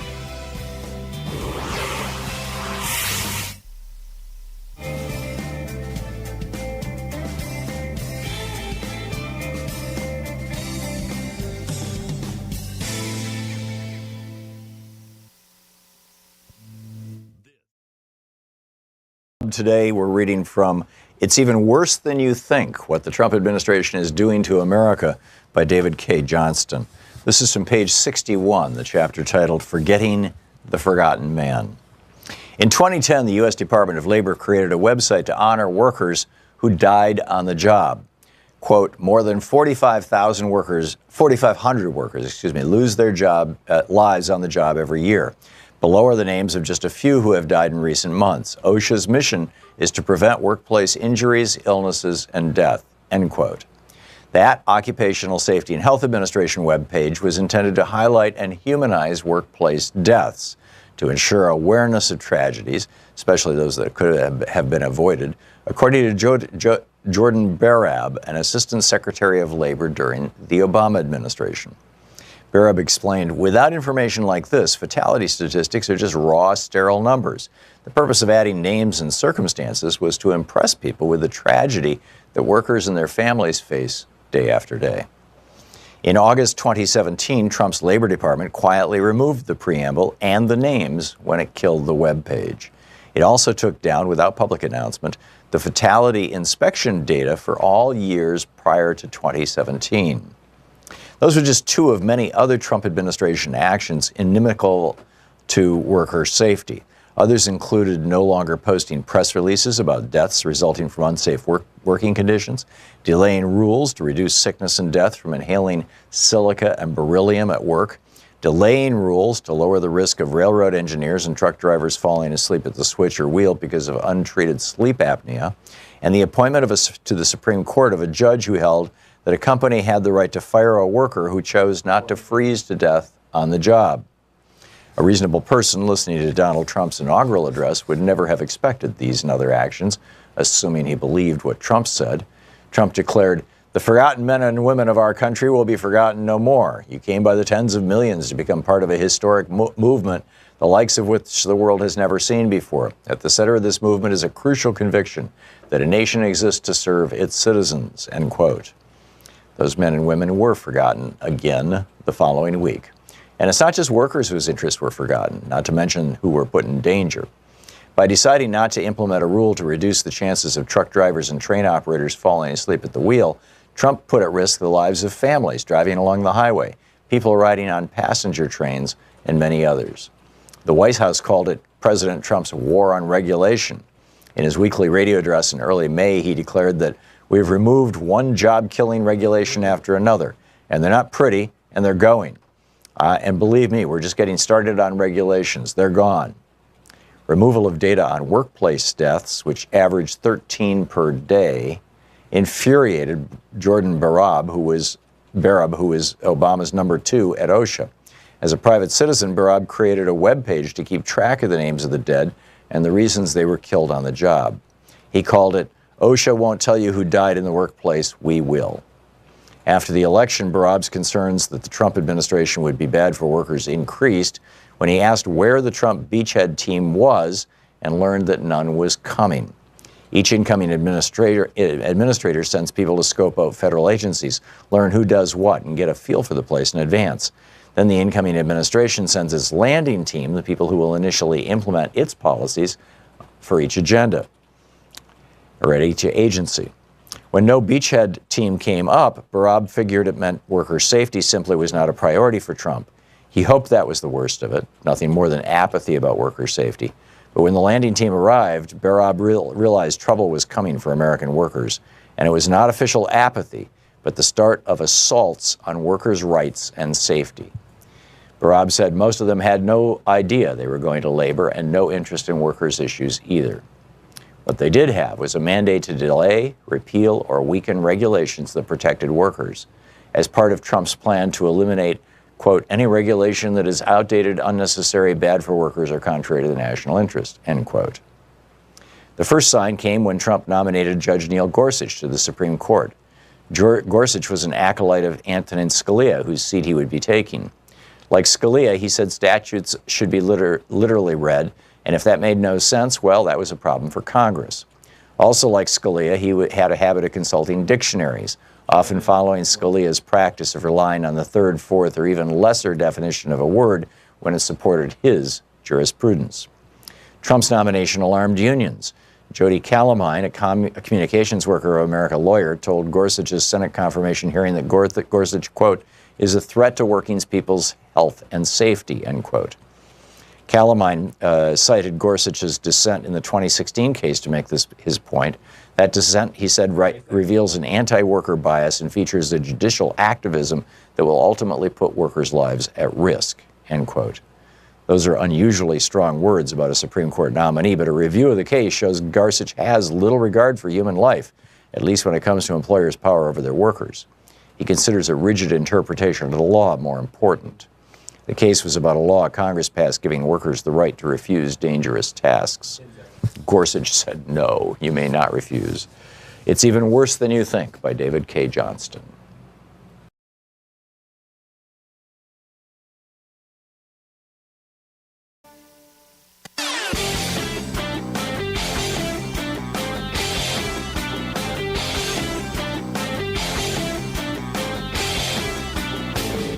From international trade policy to immigration policy to housing, we've got all kinds of topics.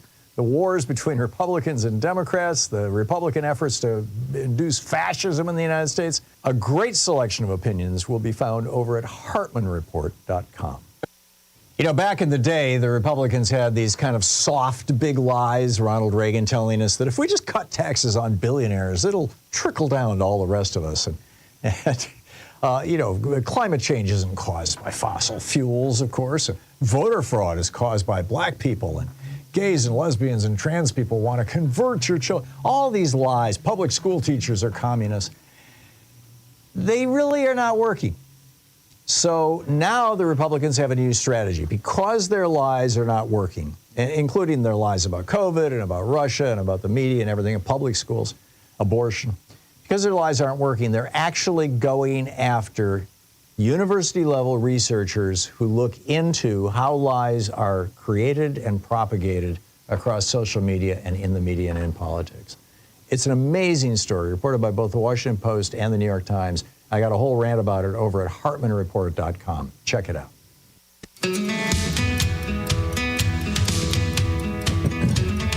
Welcome back. On the line with us, this is something we kind of have a rule here that we don't have candidates for office on before primaries.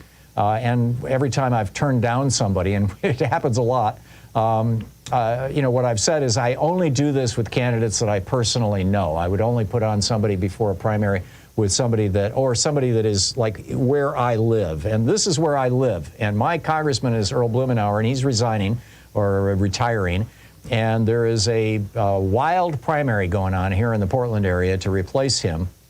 And Susheela Jayapal, who is the sister of Pramila Jayapal, who's a regular on this. In fact, she was on our program for a whole hour on Monday, is a former Multnomah County commissioner. That's the county that Portland's in, an economics major at Swarthmore College, has a law degree from the University of Chicago. Her website is Susheela for Congress, Susheela for FOR Congress.com, and Susheela Jayapal on Twitter. And just wild stuff going on in this with a lot of money coming in from outside. According to TheIntercept.com, Ryan Grimm, AIPAC has stepped into this in a big way. Now, we've seen this before. We saw this with Summer Lee. We've seen it with other members. She succeeded. Jamal Bowman apparently is being attacked by, you know, with these dark money front groups that are being funded by AIPAC. And we're just overwhelmed with ads here attacking Susheela Jayapal. Every single day I get a new thing in the mail. So I wanted to get her on and hear from her what her plans are for if she becomes my congressperson. So Susheela Jayapal, welcome to the program. I'm so glad you could show up. So good to be here. Thank you, Tom. So tell us about your candidacy. Yeah, you know, as you mentioned, I have been a lawyer here in Portland in the metro area in this district. I've been a county commissioner, and I'm running for Congress because both at the local level and at the national level, we are seeing such a pivot point for the country. When I'm talking about local issues, homelessness is top of mind for folks. On the national level, we're talking about attacks on our democracy, which you bring to light on your show all the time, attacks on our civil rights, and attacks on things like Social Security and Medicare that affect the lives of everyday Oregonians and everyday Americans. So I am running to take my progressive values to Congress, and that means to fight for a just economy. It means to fight for a Green New Deal and a just transition away from fossil fuels. It means to fight for Medicare for all and to fight for everyday Oregonians and you know, create the framework in which they can live good, thriving, meaningful lives here. Now, you have called for Israel to have essentially a ceasefire with regard to Gaza, and apparently this is what drew the wrath of the American-Israel Political Action Committee, AIPAC. When did you learn that this money tsunami was coming to? Because I think everybody just assumed that you were going to be the nominee, but it's getting wild out there. It is getting wild. You know, we have known for some time that AIPAC was likely to enter. I first called for a ceasefire back in November. I have renewed that call. I've also said that I believe we should stop providing offensive military aid to Israel. And I think this is a foreign policy issue that is absolutely related to the domestic policy issues that we're all contending with on the ground. So we've anticipated that AIPAC would come in.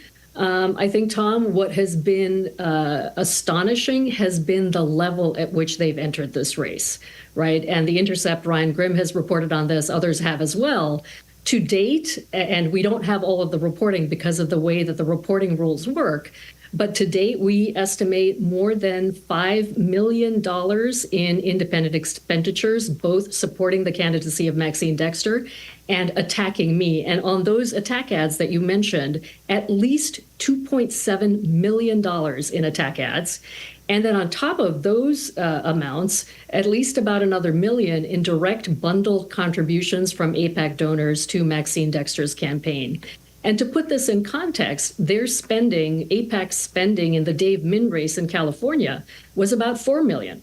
So they are spending more in a smaller, less expensive market against me than they did in that race. Yeah, I mean, the population of Portland is less than 1 million. I mean, this is a relatively small market to just overwhelm like that.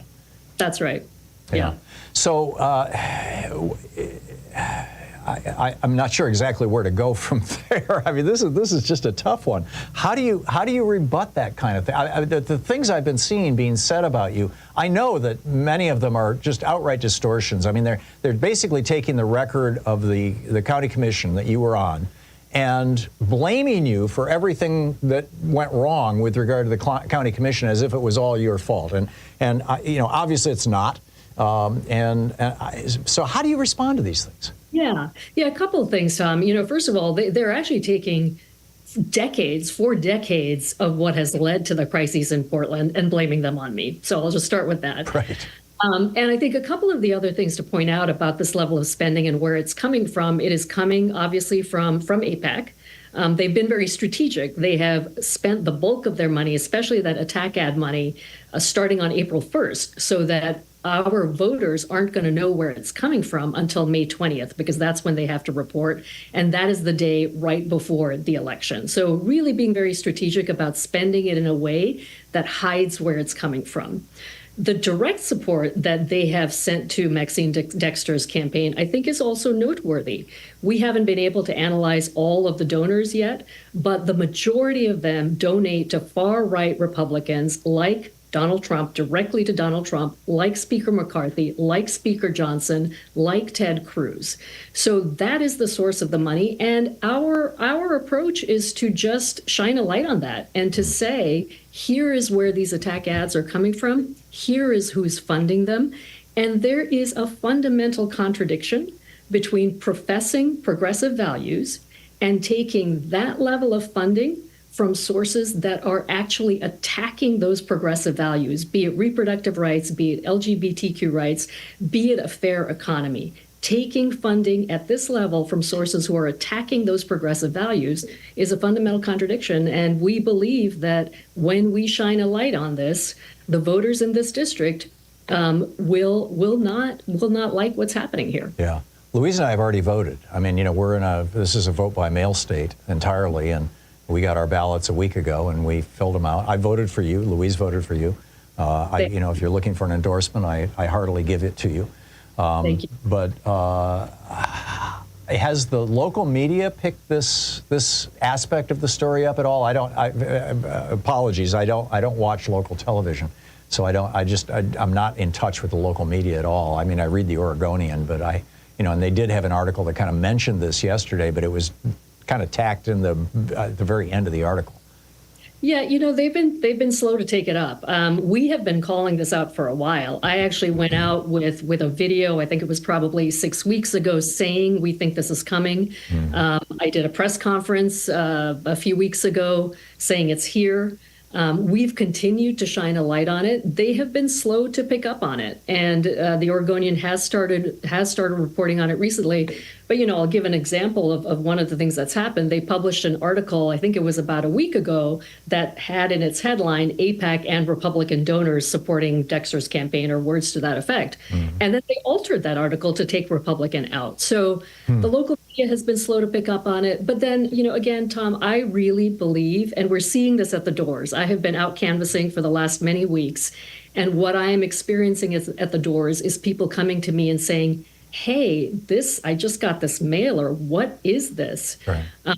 And when I talk to them, explain who is funding the mailer, they are with me. And I will say that, I think the voters were with me to begin with in terms of my own fundraising.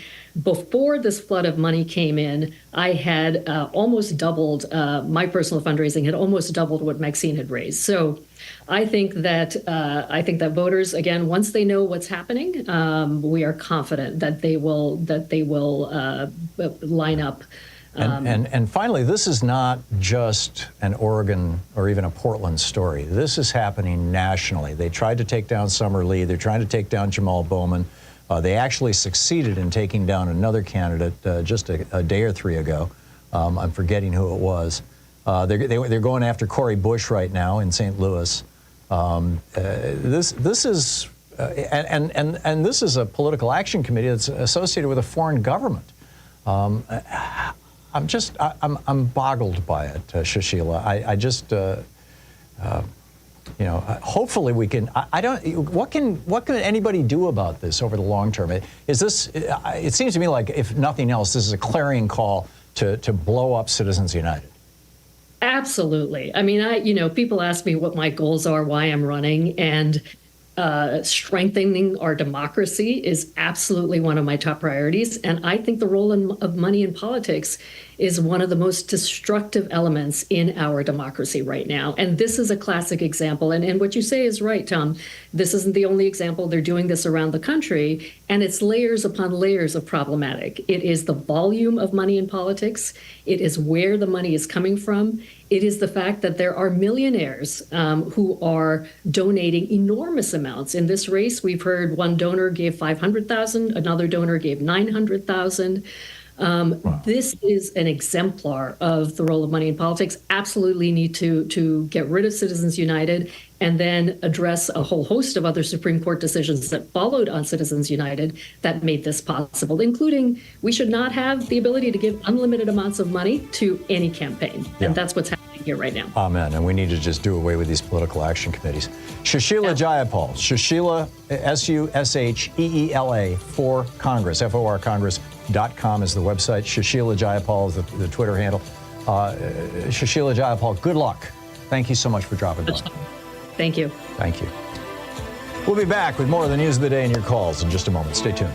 You're listening to Thom Hartmann. Visit thomhartmann.com for audio and video archives. It's 46 minutes past the hour. I'll be right back with your calls.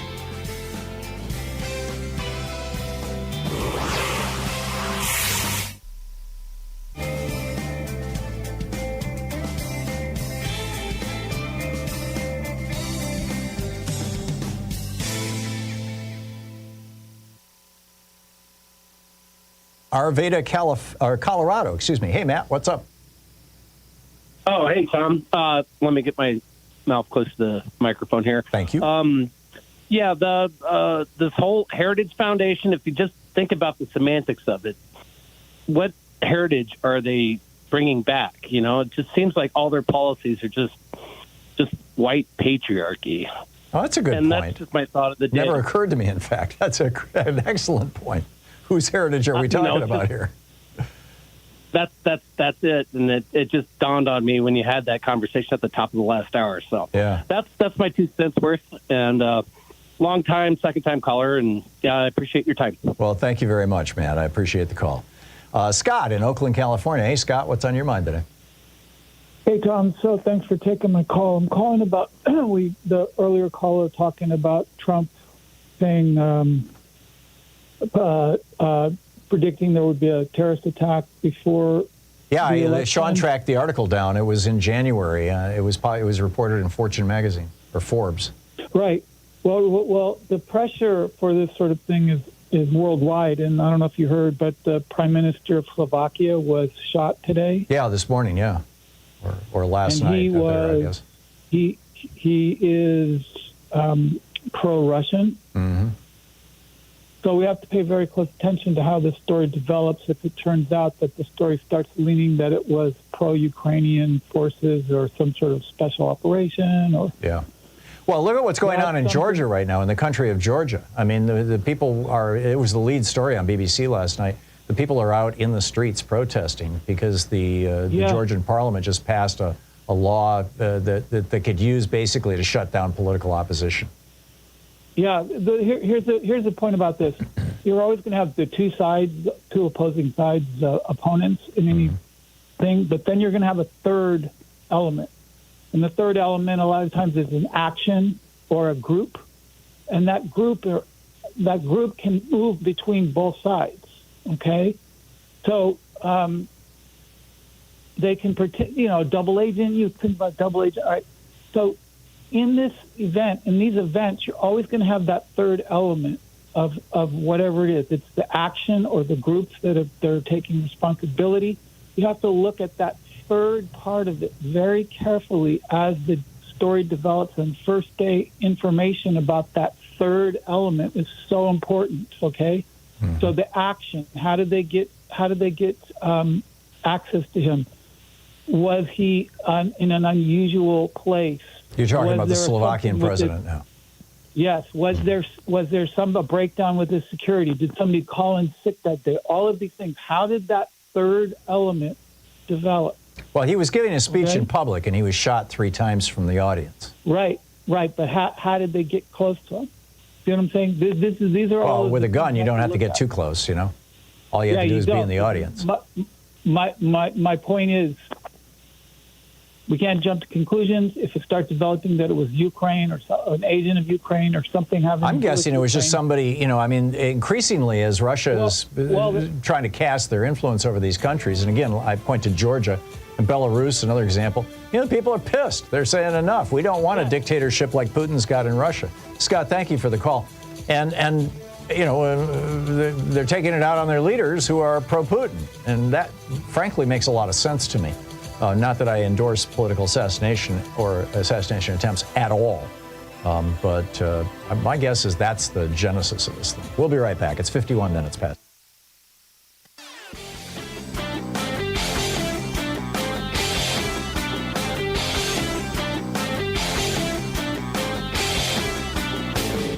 Hey, thanks so much for sharing our program and for reaching out to our stations and sponsors and letting them know that you're listening. It really means a lot to us.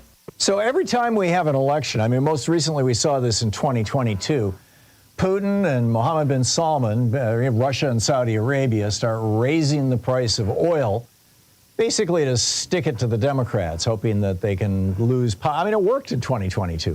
They got their majority in the House of Representatives. And you'll recall all those $6 gasoline and $5 gasoline, and everybody squealing about it, and the little stickers they were putting on pumps with pictures of Joe Biden saying, I did this. Well, they're preparing to do it again. They've cut production, Saudi Arabia and Russia, and it's going to get a whole lot worse over the course of the next year as we're heading toward 2024. So what can we do about this? Well, I have a very specific proposal, and by the way, 70 different environmental groups have joined in this, along with Senator Ed Markey and several members of Congress, and that is to ban the export of American-produced crude oil. Make America energy independent, and we control the price. There's a piece about it over at HartmannReport.com. Check it out.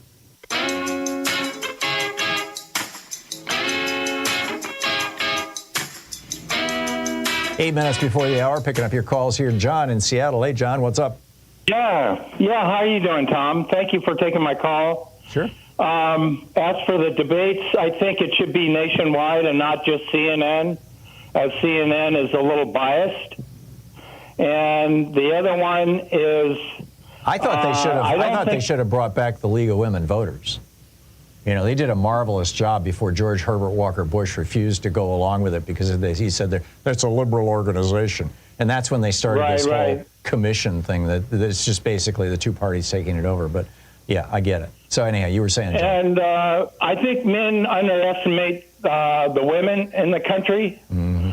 I think the women are going to take the vote over, and they're going to win out by the time 6 months goes by with this red state, happening.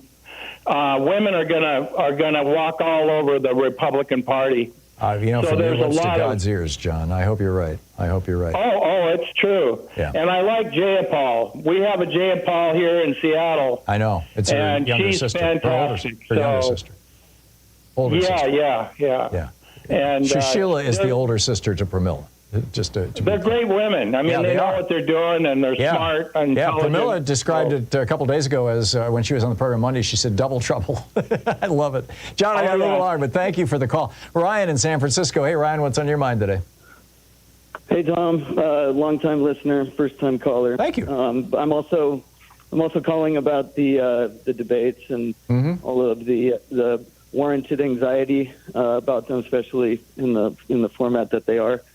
I had an idea because Trump is such a liar. He follows the strategy of tell a lie enough times and it becomes truth, and that seems to work for him.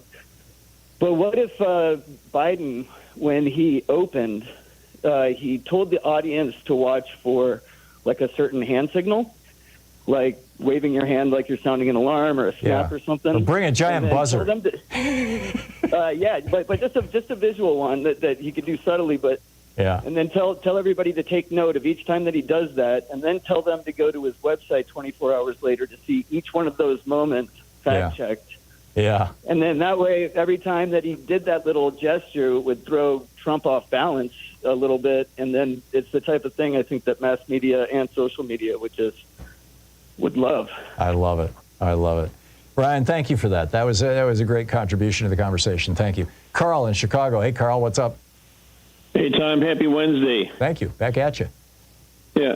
Tom, I'm hoping for a strong closing argument on this trial. It's the closing argument.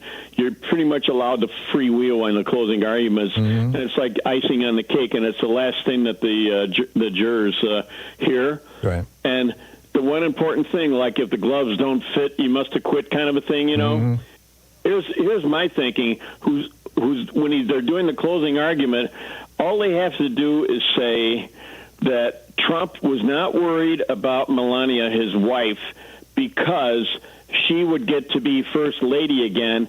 And an example of how much she wanted to be first lady is the fact that she's the one that came up with the idea when he was talking on the bus with Billy Bush, that was just locker room talk. That's right. That was her suggestion. That's correct. That was her idea. Oh, to write it off just as locker room talk. She knew what she was getting when she married Trump. I mean, this was just a pure transaction. A poor immigrant woman marries an American billionaire. Surprise, surprise. Hey, Carl, I got to run, but thank you for the call. Spot on. And thank you so much for being with us today. We'll be back tomorrow, same time, same place. In the meantime, don't forget, democracy is not a spectator sport. It requires all of us, and that includes you and everybody you know. So get out there, get active, tag, you're it. And if you live in a red state, triple check your voter registration every single month up until the election, because they are purging. They purged 19,200,000 votes between 20 and 2022. And we have no idea how many they've purged leading up to this election, but it's going to be big. So tag you're it. We'll see you tomorrow. Have a great afternoon. Be good to yourself, the people around you. I'll catch up with you. You've been listening to Thom Hartmann. For audio and video archives, visit thomhartmann.com.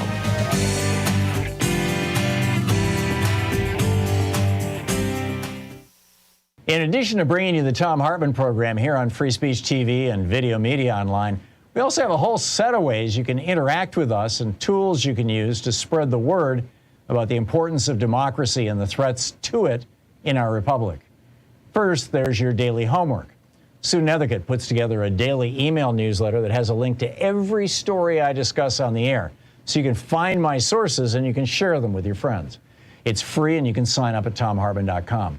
Second, I publish my daily take every day over at the hartmannreport.com website.